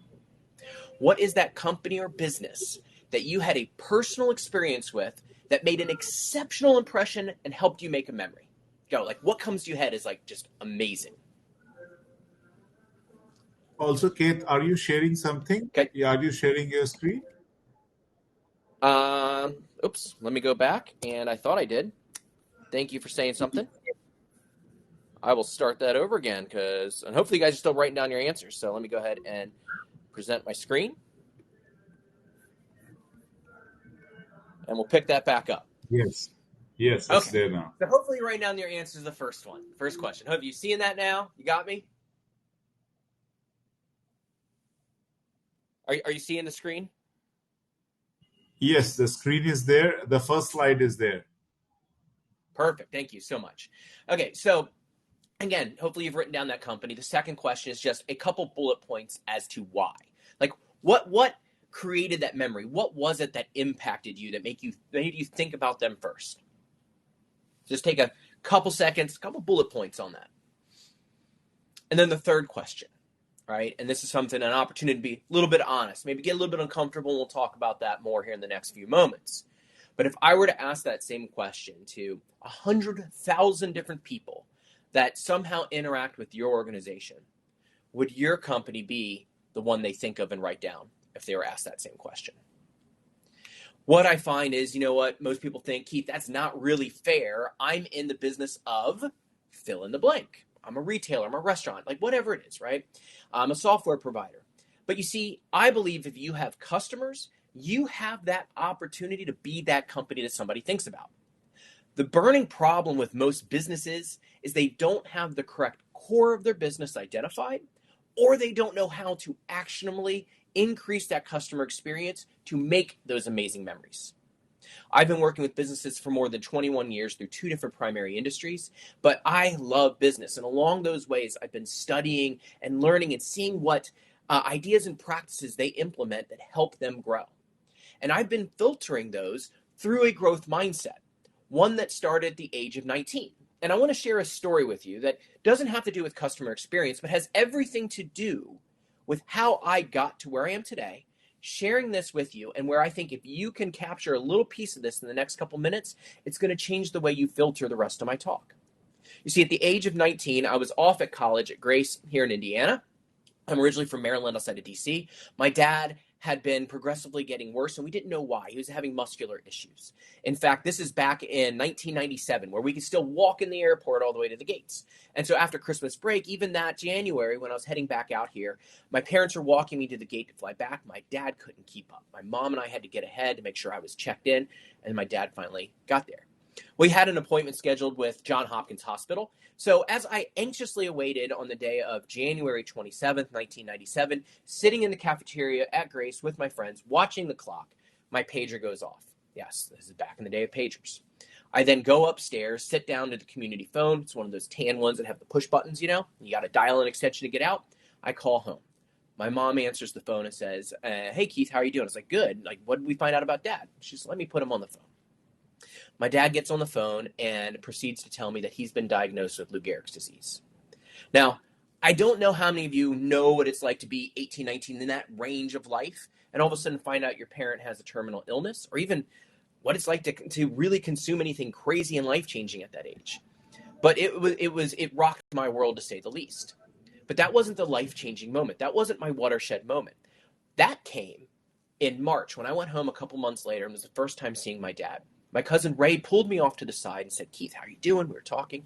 And he asked me a life-changing question. He said, Keith, you have two options on this. Whatever you choose will determine everything, but neither one's a wrong or right decision. Are you either going to go through it or are you going to grow through it? Now, because of the way I was raised, I knew what my answer was, and I stepped into it over the next 24 hours, fully fundamentally approaching this. You know what? I'm going to grow through it. And that's where I sit there. And at that point, I enter the growth mindset and an entire journey that lasts a lifetime. And it forever changed not only my life, but the way I approach business. And when you approach business with the idea that I'm going to grow through it, whether it's the pandemic or competition, it changes the way that you filter and how you approach customers, how you approach your employees, how you approach your business. And that's where I spend a majority of my professional time is in the payment space. But I love business so much. My passion is about helping others because of that growth mindset. And, this entire talk came from a unique story, right? Being in payments and point of sale business, I am a preferred vendor in a men's clothing store buying group. Now, my first show is roughly about 5 years ago. I set up my booth. It's got a full backdrop, tablecloth, logo. I've got equipment up. The other people that did payment processing for that group had like a white tablecloth, a bowl of candy, and a terminal and like a sign-up sheet. So I knew from the experience side, I'm stepping it up, right? I'm doing my game. And I'm meeting people, and it was absolutely fantastic. Now, one person in particular stood out to me. This guy, I'm not going to mention his name, and think men's clothing stores, right? Everybody's dressed really well. Not this dude. This guy comes walking up, one of his shirt tails untucked, pants slouchy, just disheveled. He comes up and he's like, "What all do you do?" And I explained to him what I do with payments and point of sale, but ultimately how I help businesses grow their business. And he goes, "That's all good and everything, but I've got two problems. How can you address those?" And he went on to say, "I've got these kids, I'm in a college town, and they come in, they look at my stuff, they pull out their phone, they look it up on Amazon or wherever, and they walk out and buy it online. And on top of that, nobody's buying Dockers." Well, as he walked away, I thought, okay, first off, I can answer the second question. Nobody's college town, nobody's buying Dockers. Dockers are my dad's pants. We're not going to buy Dockers. But that first problem, it hit me. It stuck with me. And as he walked away, I had the thought of, it's not how do you how do you keep them from buying online? The question is, how do you keep them from pulling this out of your pocket? What are you doing in your store to keep them from doing that? It led to the creation of my keynote, the talk that I'm giving now, in a cut down, shorter version, because over essentially the next 25 minutes, I'm going to sit there and take you through what I call how to create an incredible customer experience or die. I know that may sound extreme. In fact, when I came up with this thing, my son comes up and goes, "Dad, what are you working on?" I explain it. I tell him the title, and he goes, "Why do you call it that? It's so violent." And I went on to try to explain that the failure to create an incredible customer experience has killed many businesses, that they have had to close their business, that they no longer have the passion, the baby that they had birthed, right? Most businesses will claim that usually it's an outside factor is the reason. In reality, I believe they failed to deliver an incredible customer experience. Now, you can see here many of the stores that we recognize, and this isn't a pandemic thing. This started gaining national attention really about in 2018. And you see, in 2019, roughly 9,300 stores closed, including names like Gymboree, Dress Barn, Sears, Gap, and more. Now, obviously, 2020 with pandemic escalated that. And Fortune reported more than 12,000 stores closing, like Pier 1, JCPenney. We lost both of those here in Warsaw. Macy's, Guess, and Express all taking hits. And that continued on into 2021 with over 10,000 stores closing. In 2022, it is not slowing down. If anything, businesses are struggling even more with inflation, supply chain issues, and the cost of labor. So some will claim, like I said, that they can't keep up with the move to online commerce. And you see, it's true. Pulling this out of my pocket and ordering something and having it on my doorstep tomorrow or the day after is incredibly convenient. And if the only other option is to get in my car, drive 30 or 40 minutes to a department store where I walk in and have zero experience just to buy the exact same item and drive back home, man, unless I need them that night, why would I do that? So I want to sit there and start to challenge you as we go through this. What are you doing to provide an incredible experience that will allow you to not only compete, but thrive in the economy I believe we currently are in, the experience economy?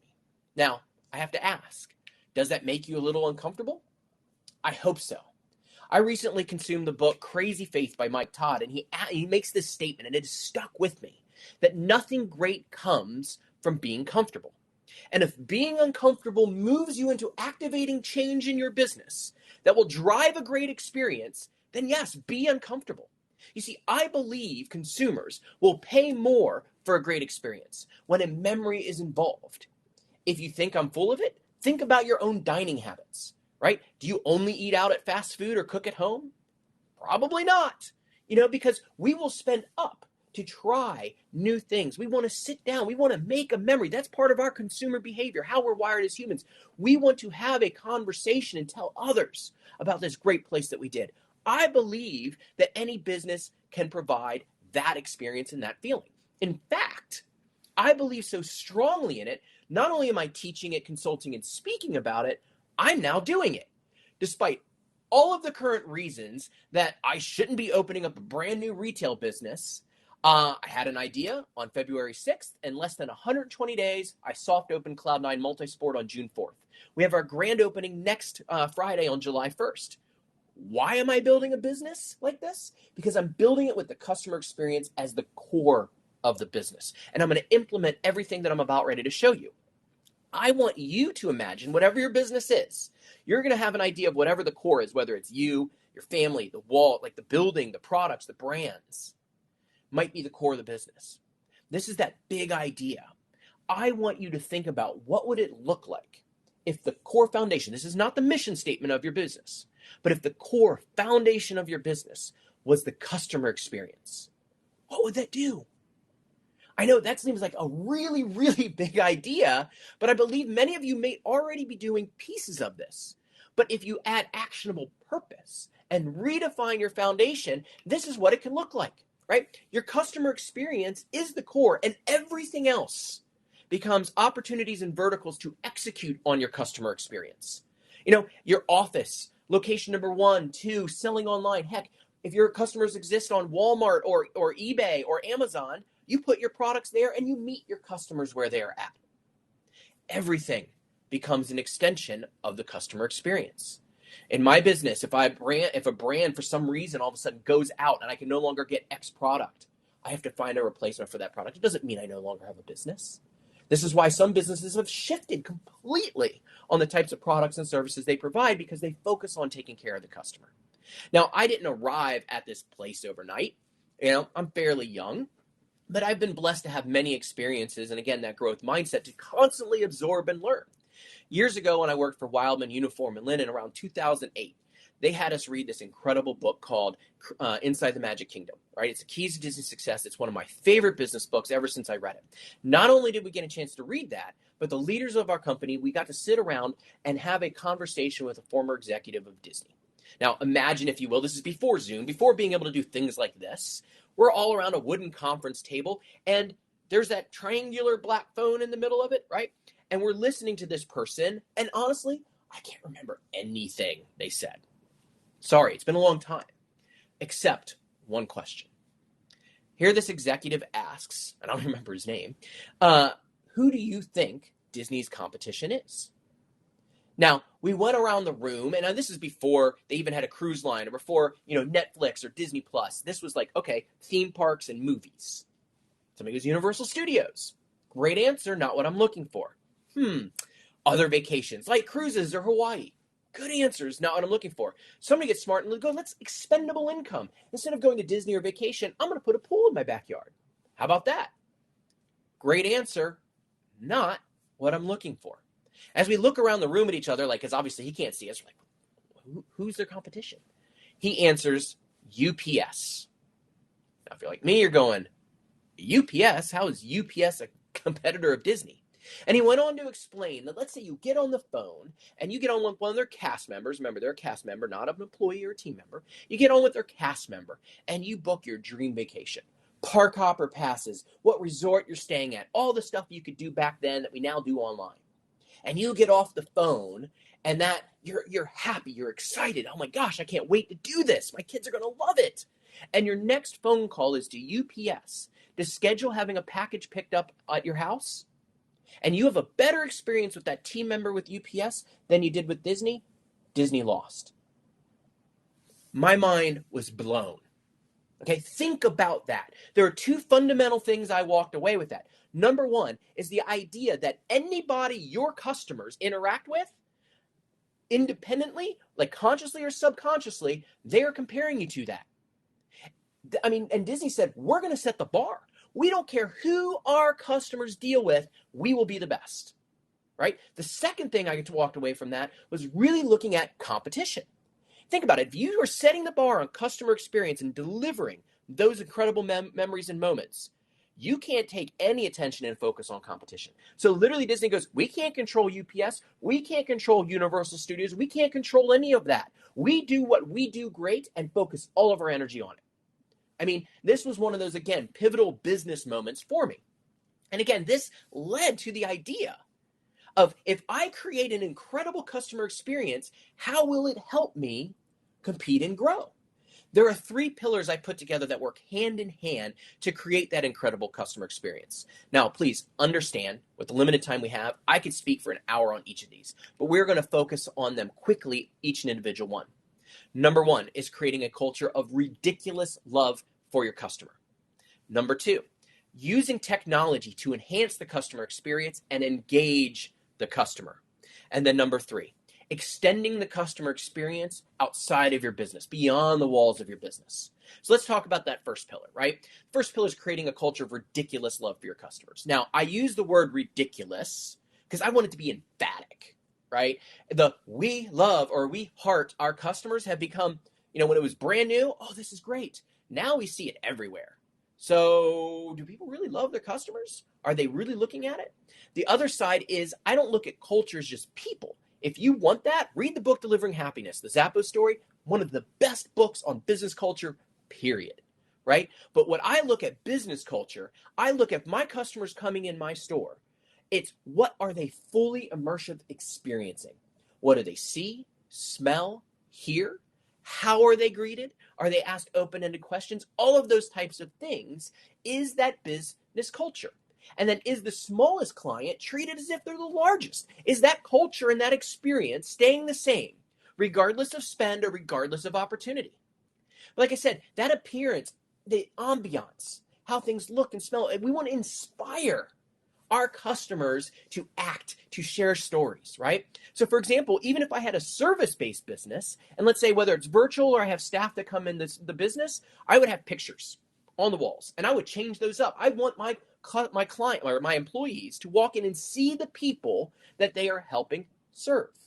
With a retail store, it's every single detail, because this is a pretty common saying: people don't remember what they see and hear; they remember what they feel.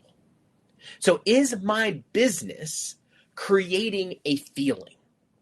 And I had an amazing experience at Incognito in LA back in 2019. We were doing an event there. And it's my first time there. And they had this amazing board out front. It was literally particle board, painted white, with black typewriter font over it. And it said, live in the moment, savor the moment. Now, if you will imagine, that's behind me, and the entrance is right here. So as I'm walking into the restaurant, that is what they are setting the stage for. It's not, we have great food. It's creating a feeling. The other thing that I saw was, as I sat outside waiting for my Uber to pick me up, people were walking by, seeing it, taking pictures, and then walking away. Incognito created something that invoked feelings in people before they, didn't even dine there. And they were sharing that online. They were taking that picture, that selfie, and posting it, right? That kind of carries over into our pillar 3, which I'll talk about in a little bit. Now, this seems like a lot, and it is at the beginning. But your culture can not only help you provide a great experience to your customers, but it can also help you attract and retain talent. You become desirable, which is really big in today's current challenged workforce era, right? But before we talk about the second pillar, using technology to enhance the customer experience and engage the customer and drive up repeat business, you have to understand the why, especially because technology changes so fast. The why you want to use technology to enhance the customer experience is ridiculously important to be able to continue to stay on top of it and build that customer experience of tomorrow. So one of the things that, again, I'm throwing a lot of books at you because I read a lot, consume a lot of books. Jason Dorsey's book is Economy. I don't have to go through all the Gen Z buyer behaviors and everything. He's got phenomenal research and it's a great book, and he's a great speaker as well. But mobile engagement, for example, is even more important than ever. And it's important to understand where consumer behavior comes from, where it is today with the younger generations, and how that ages up. I'm a millennial. I'm on like the top end of it, but I'm a millennial. Think about years ago, how disruptive we became in the consumer experience, right? We wanted to use this. We wanted to do quick things. We would search on. You can have your stereotypes. You can have whatever else. If you're not understanding what Gen Z wants now, and they're on the top end 26 and down, this is even more important. And I guarantee you their behavior will age up into millennials and then into Gen X and beyond. They want to fill out applications online. They want to use their phone throughout the entire process. And this is one of the things I want to talk about specifically in pillar number 2, using technology to enhance the customer experience. Now, one of the things I always say is if you look at your point of sale system or some kind of technology stack as an expense instead of a moneymaker, you either have the wrong system or you don't know how to use it. Specifically, I'm going to talk about 2 things. I'm going to talk about direct consumer engagement, specifically by text, and then the checkout experience and moving it to a digital experience and how not to lose that customer experience, if anything, to grow it. So Betty's Cake was an amazing cake shop here in Indiana, in Warsaw. And I say was because they closed their doors, unfortunately, towards the end of 2020. Now, they had the best cakes in town. They were an amazing 2-generation family and ownership. Awesome, awesome people, right? Never had a bad cake there. Everybody loved it. 50% of their business was corporate. 50% were consumers, me and you, buying birthday cakes for our kids, family, anniversaries, whatever. COVID hits. Guess what happens? No corporate gatherings. 50% of their business goes poof. The other 50%, instead of parties of 20 or 30, we're lucky if we can get 6 people together. What happens to the cake business? It dries up. Okay? Now, they didn't close their doors because they had a bad product or didn't have great people. I feel they closed their doors because they didn't step into this particular pillar. And I'm going to use an example. I tried to get them for years before to move into a full point of sale that offered a CRM. Could you imagine in this same situation if, even though they would have lost that 50% of the corporate business, if they would have known every single one of their customers, when they bought cakes, what kind of cakes they bought, when were the birthdays of their kids' family, whatever it was, and they could have proactively texted individual customers, hey, I know your kid's birthday's coming up in a month. Do you need a cake? You might not need one for 25 like you got last time, but could you use one for 8? Or before Thanksgiving, they could have texted everybody and says, guys, we are struggling. Be transparent. Be authentic. We're struggling. If you want to enjoy our cakes in the future, we need your support now. I know you might not normally do a small cake for Thanksgiving, but could you need one this year? We have cupcakes as well. But they didn't have anything beyond simply posting on Facebook. What if they would have been able to engage their customers in a technology way? The second is challenging the traditional checkout experience, and specifically using RFID technology and mobile checkout options. So, I can't see your hands, but how many are you familiar with RFID technology and what it is? Long story short, little tiny chip in every single price tag that allows me to do this when I do inventory management. I literally can inventory an entire store in 10 minutes, but it also allows you to access a mobile checkout system. And I want to show you a video from one of my technology partners, Retail Cloud. They currently have this in 8 stadium stores around the country. I am also enrolled in that prototype program. I'll have it in my store as a first standalone mom and pops. But this is an RFID.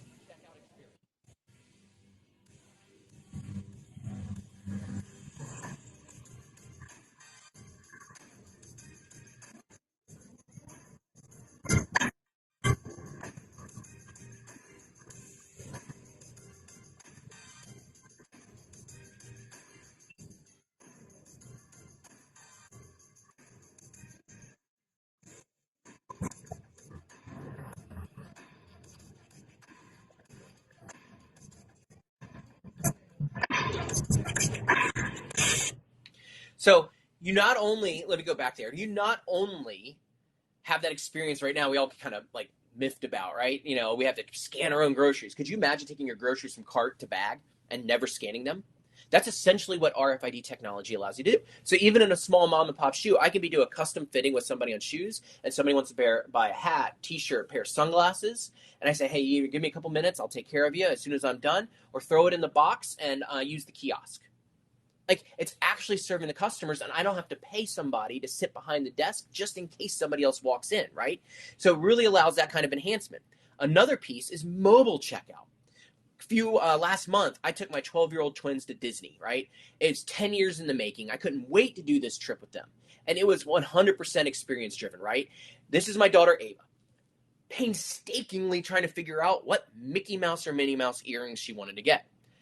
Now, 12-year-old girl shopping. I got a 12-year-old son. He's feeling the pain as much as I am, right? It was painful to watch. She finally picked one. And while she's looking, I'm going, there's a huge line. Fortunately, back in December, Disney implemented a mobile checkout system, which, of course, I had to try.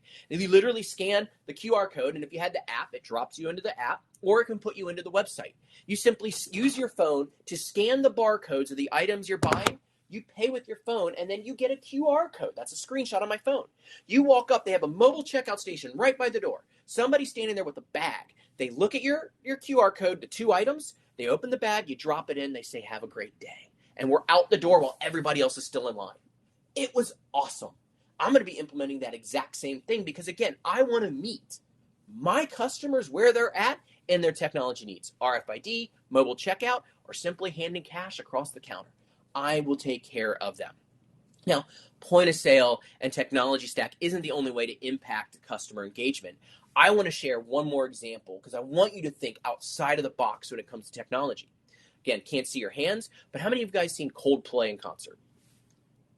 Right? They were on my bucket list. I think it was back in 2018-19 is when I got to see them. 19, I think when they did the Head Full of Dreams tour. Now, if you went on that, you experienced this. But for those of you who didn't, here's what you missed, and I'll talk about it here in a second. But just check this out.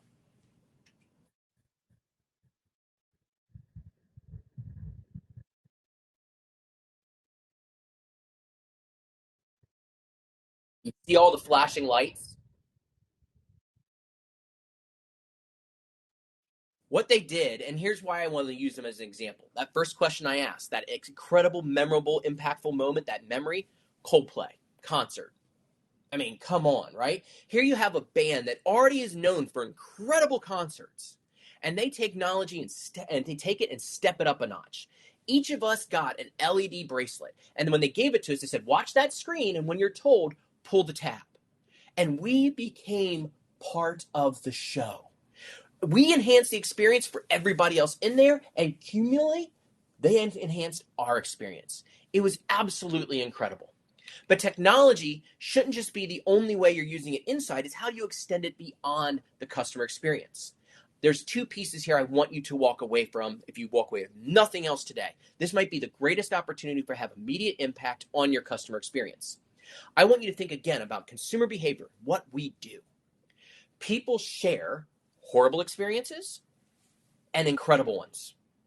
Nobody shares mediocrity. Yet so many businesses are okay existing in mediocrity. They're a 7 or an 8. Nobody shares 7 or 8s. What would your business look like if you took whatever you spend in marketing money and you focused and dialed that into your customer experience, and you took that 7 or 8 to a 10? And in the process, you activate an army of fans of your business. You're delivering 10s like crazy, and they're the ones that start sharing your story. Now, that's incredibly important because you got to remember, please replace the word marketing with attention. This is a Gary Vee thing, right? And if you start thinking about the only way I get sales is I have to have their attention first. Now, instead of spending money on ads or marketing, my job is to get their attention. Once I have their attention, I then provide an incredible experience and I earn their business. This also goes into how you create content socially. Are you putting value-added content out there? Stuff that people organically want to share because it brought value to themselves, right? The second thought I want you to have in this is, how does your company view interacting with social opportunities, right? That digital experience. I'm telling you, you must interact with comments and when people share their posts and stories on their walls, right? If they come in and they have that 10, think about it, right? You would never Ignore a customer that walked into your business and speaks to you, and especially if they walk in and go, I love this place. You wouldn't sit there with a head down, ignoring them and let them be thinking, okay, what's going on here? But if you aren't actively engaging with those that are doing that digitally, that's exactly what you're doing. I know, right? Kind of crazy, but it's real. People have a great experience. They post it on their wall. Think about it. You repost it and you share it, they feel the love. They put a post, they comment, and you're watching it and they tag you and you're actively engaging. Thank you so much for coming into the store. And that's what I want to leave you with. I want to leave you with a story and a couple questions. Imagine Robert walking into Smith's clothing store. Now, Smith's clothing store, they've been through my thing, right? They got this dialed in. So they're greeted and treated as if they're their number one customer. Hey, Robert, is this your first time in the store? Yes, it is. Fantastic. We're so glad you're here. Come here. I've got some stuff I want you to see as a first-time customer. They take him around the store. He's seeing products and having experience and engaged with the sales rep. Not simply going, can I help you with anything? Nope, I'm good. That's what we usually experience in retail, right? Where we'll just walk around and walk out. When you're directly engaged, you're getting the opportunity to get to know him, create that experience. Next thing you know, he's trying on clothes. He's in the fitting room. They give him a glass of bourbon because he's over 21. He loves bourbon. They ask him to go, yes. Ladies, champagne, sure, whatever. Okay, this is an experience unlike Robert has ever had in his life. He finds 3 or 4 items, and he gets ready to check out. He walks up, and that clerk is helping them out and going, hey, Robert, first of all, thank you so much. Would you like to join our loyalty program? We want to make sure that we're able to reward you for shopping with us. And on top of that, we'd love you to accept being in our mobile texting program. And he's like, what's that? Well, we'll be able to identify the more you shop with us, the items you buy, the brands, and that way we can directly text you if there's a special deal on a brand or a size. Like, for example, if you're wearing a size 10 shoe and we get overstocked on size 10s, we might shoot you a text that says, hey, come in this weekend and save 20% on size 10 shoes. And we want to make sure that we're customizing our digital experience for you. Robert goes, absolutely. And he starts looking forward to getting those text messages and special offers because he knows he's not going to get inundated. So not only is Robert glad he walked into the store for the first time, he can't wait to come back and tell everyone else about his experience. Right? As he's walking out, he's got his shopping bag. He sees this little bar that's branded Smith's Clothing Store. He takes his selfie in front of it, holding it up, and goes online and starts posting about this incredible experience. His friends and people in his circle of influence see it, and that post ends up driving 4 new customers through the doors over the next couple weeks, where they turn around and turn those customers into sales and future customers. Later that day, he gets a notification that Smith's Clothing Store liked his post and his story and commented with a thank you for being a valued customer. They engage him. He feels great. 2 days later, he gets a text from Smith Clothing Store thanking him for coming in and joining their loyalty program. He sees the points he accumulated and is invited to come back in for a sale that will take place on the last Saturday of the month. Do you see how this fictitious business started with creating a culture of loving their customers and then made them feel the love even before they purchased anything? Then they had the technology in place to enhance it and then extend it beyond the walls of the business. You see, I think you can do this. And there's these 3 questions I want you to walk away from. Are you ready to make the customer experience the core of the business? Because it starts there.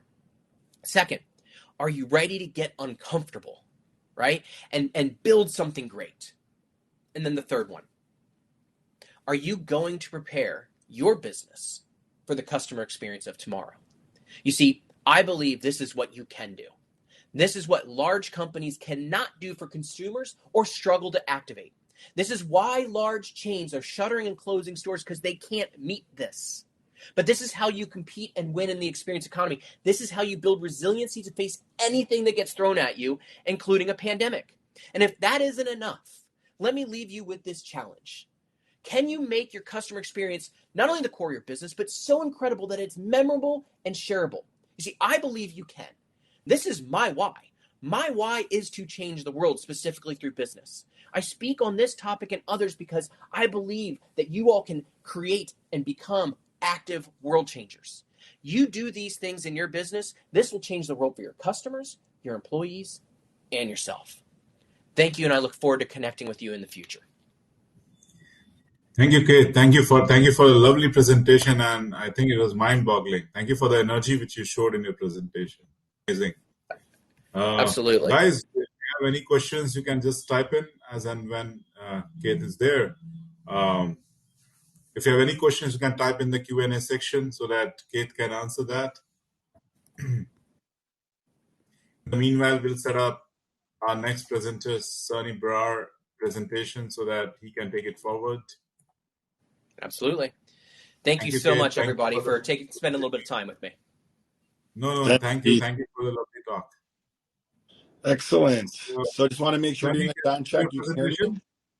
Yes. All right. Great job, Keith. A lot of words that you were saying there resonated with me personally, and you will hear a little bit of a repeat on some items that Keith mentioned. So firstly, for those of you that don't know me, my name is Sonny Brar. I'm currently the Vice President of Safety and Quality Assurance for Fiera Foods.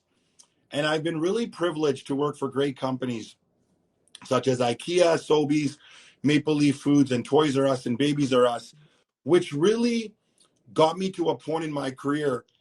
For today, I wanted to share insights with everyone. So when we talk about how to attract, retain, and inspire your customer, now we heard Keith talk about the customer experience. Now, before I do a deep dive into my presentation, I also want to take the time to thank you, Nitin, the Akara Spot team, along with my esteemed colleagues and guests for setting this up. Now, if you go to the next slide, what are we saying when we say attract, retain, and inspire your customer? One of the many learnings that I have been grateful for is it's not about changing what you sell. It is about changing who you sell to and how you sell it. So I want to say that again. It's not about changing what you sell. You have a great product. We've heard Keith talk about the importance of customer experience, but it is about changing who you sell to and how you sell it. You look at the title, it says customers with an S with the presentation. On this one, we've individualized it to customer. Okay, and I'm going to do a deeper dive on what that really means. So, it is proven by Forbes and various other sites that if you create a positive customer experience and the more engaged your customer is with your brand, the retention and loyalty is increased. Simply put, a customer needs a connection with your brand. So you heard Keith earlier talk about social media and having that customer in that moment. He talked about Facebook and birthdays and anniversaries. It's a connection with that customer. So what does that mean? If we go to the next slide, we really want to change our mindset. We always hear customer experience. And by the way, I'm very big on it's not just about customer experience, it's about employee experience. But for this session, it's about customers. So it's not about changing what you sell, which I said earlier. But I'm just going to add one piece to what we've been hearing today about customer experience. It's about the personal customer experience. Let me tell you, if I go to a restaurant, all right, I walk in, I get the, hey, Sonny, welcome. Hey, Sonny, okay? Connection made. They said me by name. Not hey, customer, not hello, sir, ma'am, whatever the case may be. They personalized it to me. How are the kids? How's the family? You want your regular? A water with a lemon? Whatever the case might be, you are personalizing the customer experience. So customer experience is key, but by personalizing it, you are also retaining me as a customer. So if you go to the next slide, we talked about building that connection. Okay. So what does that mean? There are many tools out there like Salesforce and technology that's out there where you have your customer profiles. But you cannot treat every single customer the same way. So one thing that I like to do is give real life examples. Okay, Sonny, thank you for the words, but give me some substance. What do you mean when you say personal experience and customer profiles? Not all customers are the same. Now, I'm going to give more, as I delve into this, a little bit more deeper examples, but as we just got started and we're 6 minutes in, Have profiles. This customer doesn't like that you're sending emails to his whole team. There might be companies that have a gatekeeper. The emails sent to them and then they funnel it out. However that may be, you have to create that customer experience, but that personal customer experience. So build that connection. Now, if you go to the next slide, let me talk about what this means, okay? Now, touch points are key, and I will talk about touch points. Do not leave. You don't like to be left, hey, I sent a review or I sent an email.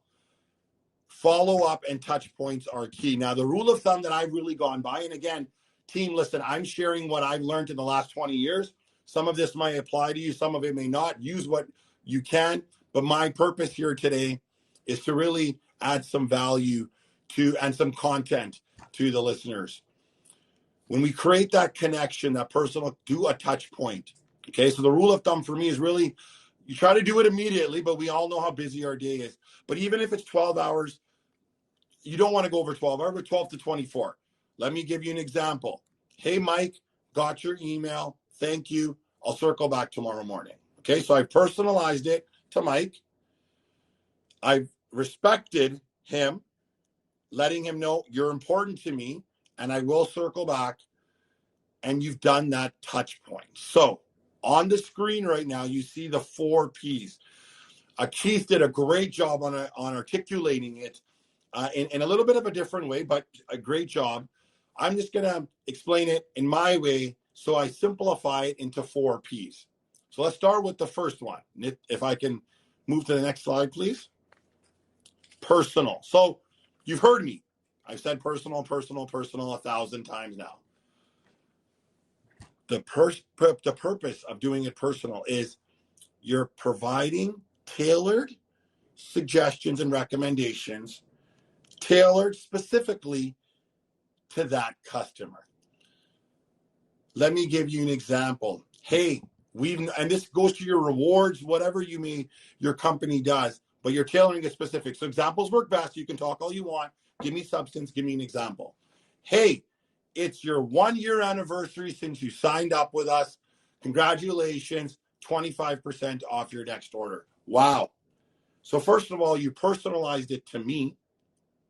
Secondly, you are identifying and saying, hey, we noticed you. We noticed that you're here. Thank you for being our customer for a year. By the way, because you've been our customer for a year, we're going to give you 25% off on your next order. Like, just think about it for 1 second. Like, getting off this, Netflix. Okay, for those of you who have Netflix. Netflix recommends and shows you what they feel you should watch based on the algorithms personal to you. If my wife logs in her Netflix account, or if I do, or if my friends do, or my brothers do, whoever may do, your suggestions and recommendations will be different. Why is that? Because the customer is being tailored specifically to them. So if I'm not into tennis and I see tennis documentaries, it tells me Netflix is not paying attention to me. But if it's something that I am into, like suspense, thrillers, and those are popping up, it tells me that Netflix is paying attention. So what are they doing? They're personalizing it. So I see the next one we already have up, which is predictive.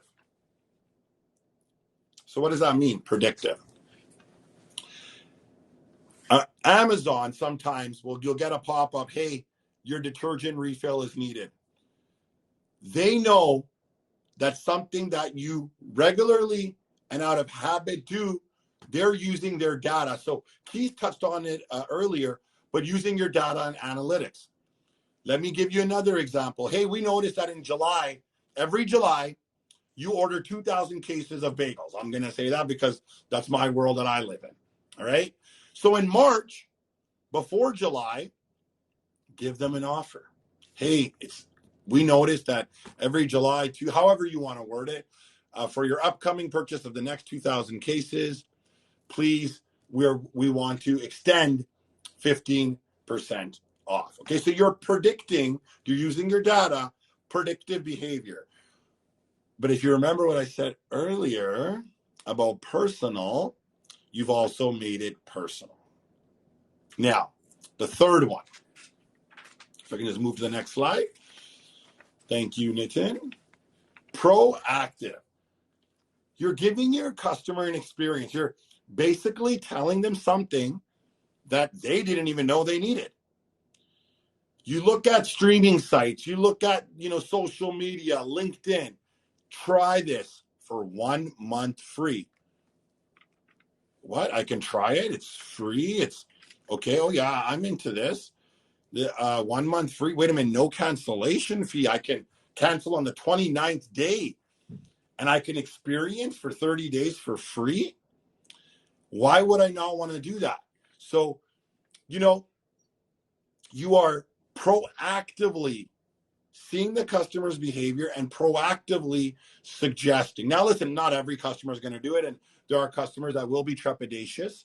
But the point is, you are proactively planting the seed. You have a customer who's ordering shirts. Hey, on your next one, 50% off on your next your next purchase of pants. You are thinking about me. You're not offering me something that I'm not interested in. You are personal with me. You are proactive with me. You are engaging with me. So before I go to the fourth P, what did you do? You attracted me. You are retaining me. And you're inspiring me. Hence the topic today. So what's the last P? Let's go to the next slide. Our last P is persuasive. What that means is you need to be persuasive, but also show respect. You got it. You have to be disciplined. All right. What that means, any message that's sent, any email, LinkedIn, whatever it is, follow up, but be persuasive also. A customer or person will always remember a personal experience. If it's respectful or not respectful, you didn't follow up on time, but did you circle back with me? And did you do a touch point? And are you following up with me on items that I need you? Persuasive does not mean that you're trying to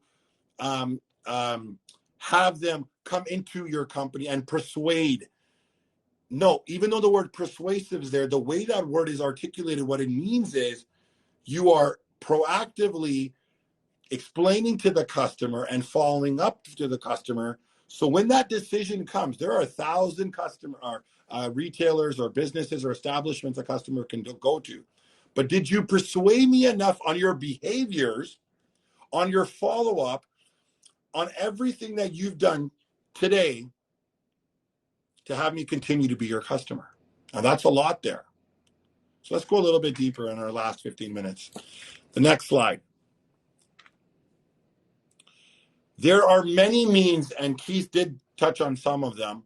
I will touch on a few on what to do from a business standpoint. A great way to market your business is a newsletter. All right. Now, some employers might have, or your business may have the president's letter or the quarterly newsletter of the month, whatever the case may be. You can send it digitally. All right.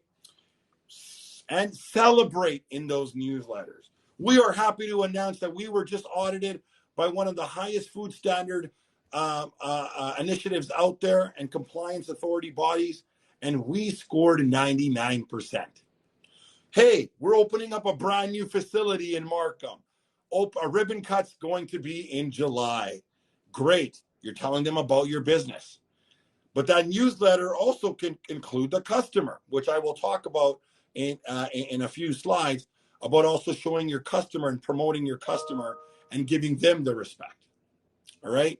So using a newsletter is important to not only communicate what's happening internally, but also what's happening externally, which takes us to the digital experience.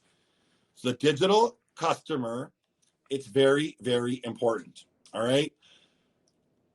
So what is digital experience? So that, the textbook digital experience for a customer is basically the total of all the online interactions a customer has with your brand. Okay. So your website, Is it easy to use? Is it easy to navigate? And the most crucial thing, when I have to make a purchase, how easy can I make that purchase?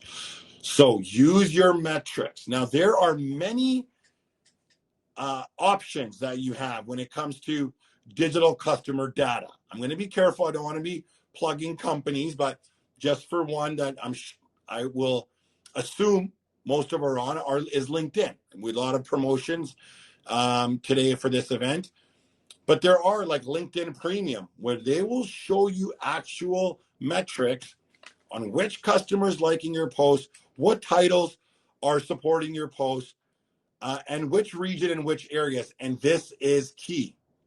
So remember I talked about earlier about the personal customer experience. So when we talk about digital customer, use it to your advantage. So what do I mean by that? Hey, you're going to go into a location. You're visiting a customer, one of yours. Hey, Michelle, I'm visiting Michelle. Michelle, is it okay with you if we take a picture by your logo and I post your company and I tag your company? So me being Sunny, and I post, hey, it was great being at Michelle's Groceries. Michelle, keep up the great work, et cetera, et cetera, et cetera. So now I got a picture of Michelle and I've promoted Michelle. I've tagged her company. And now I'm showing Michelle the respect. See, sometimes what employers do, we're so focused on how we look and what's our external image. But you can also support your customers. Again, I'm sure there's viewers listening to, or listeners and viewers that are watching and listening to this that might be like, Sunny, we got to be careful. If we do that with one business, we got to do that with all of them. That's why I started off saying not everything's going to apply to everyone, but it's important that you know what options you have. A whopping 91%, and this is from statistics from Forbes and from Canada Stats. Again, this is all available online.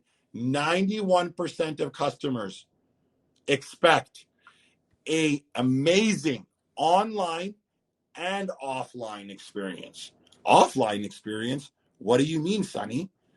Let me explain to you. So, when we talk about Boris and Bopis, so what does that mean? So Boris and Bopis really means is that you buy online. So buy online, pick up in store, and then buy online, return in store. So let me explain this to you. Now, and why is this important? Stats, again, all my stats I share are available online, and I usually go to Stats Canada. I know we have some listeners today outside of Canada, but just to give some depth and substance, the average customer will spend 32% more and are more likely to buy another product once they physically come into your store. What that means is if I buy something online and I got to pick it up in a store, by me physically going into the store, I have now increased the chances of, hey, I'm here, right? I'm here. Okay, you know what? I'm going to buy this other piece. Also returns. People can buy online. Oh, this product didn't work out for me. So think about these concepts. There are many platforms that say, nope, online strictly. If you buy online, you have to return online. But if you open up the concept of, no, listen, it's about that personal customer experience. You want to make it easy for the customer. And you can increase your sales. It is proven. Okay, we said that's not a number that's minor. 30% added to your sales is huge. So think about Bopis and Boris and how that can play in your platform and that ultimate customer experience, which also will increase the bottom line, which is my last point on, not in this session, but on this slide, the personal customer experience is key. Do not send blanket messages. Do not send emails like dear customer. By you putting dear customer, you're telling me this is general. But when you put dear Sunny, hello Sunny, you are now personalizing that experience to me. And that is key. Now let's move on to the next slide. Now, before we wrap up in these last 8 minutes, I do want to leave some items with you. And for you to remember, all right, is firstly, you've heard me say personal, but you have to spend energy on this. So this may be someone that you want to create a role for, or a part of your daily duties. You have to check in. Did I do a personal touch point? Did I miss anyone? This may be assigned to someone in their role, whatever the case may be. But remember the 4 Ps. Okay, we talked about being personal. We talked about being predictive. We talked about being proactive. And we talked about being persuasive. We talked about social media and doing that touch point, because that touch point is huge. I said 12 hours. Some people may do it immediately, but you have to show that respect to that customer. Always think about the customer's experience, their personal experience. Sometimes we are so focused.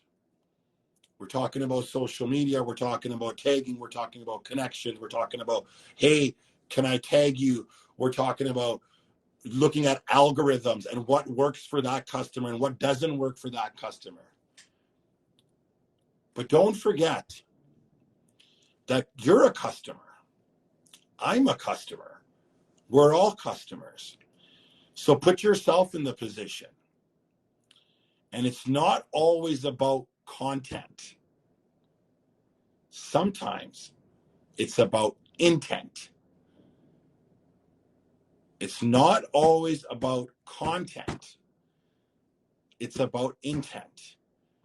You can write and articulate a beautiful email, a beautiful post, and customers see that. I recognize it. We recognize it.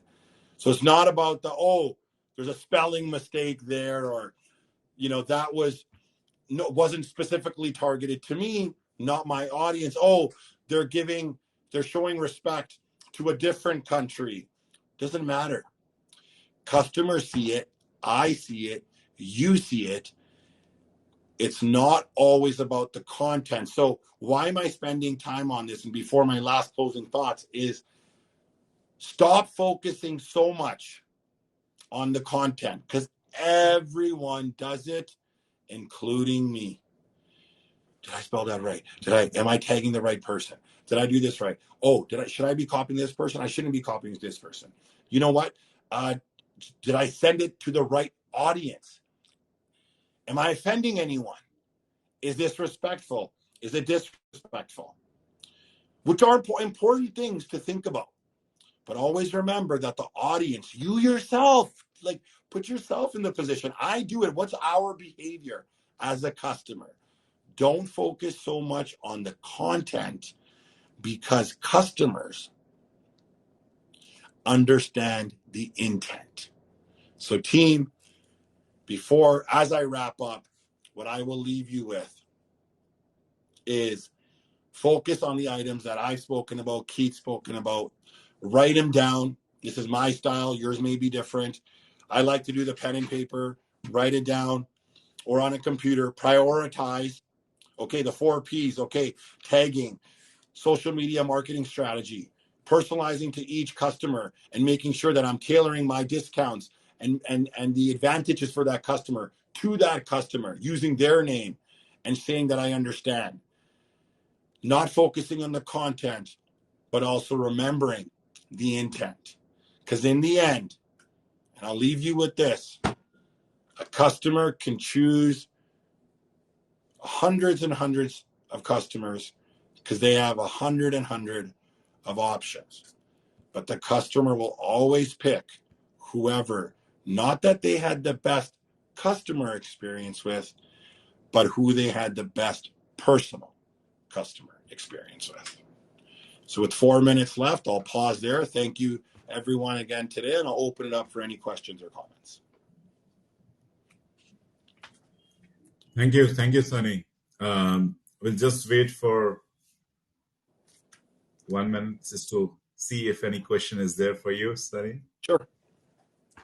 Thank you. But yeah, lovely insight and lovely thought process, Sunny. Means obviously you have to understand the customers, and you gave the right sense about all the points. Thank you. Love to stay connected with you as well.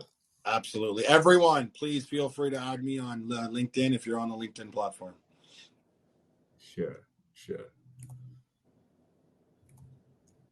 So I think the last speaker had some urgent work and he's not available for today. So this will be the last session from our side. So I'll just wait for 1 more minute in case any question comes up. We can get it answered, or I'll just wrap it up.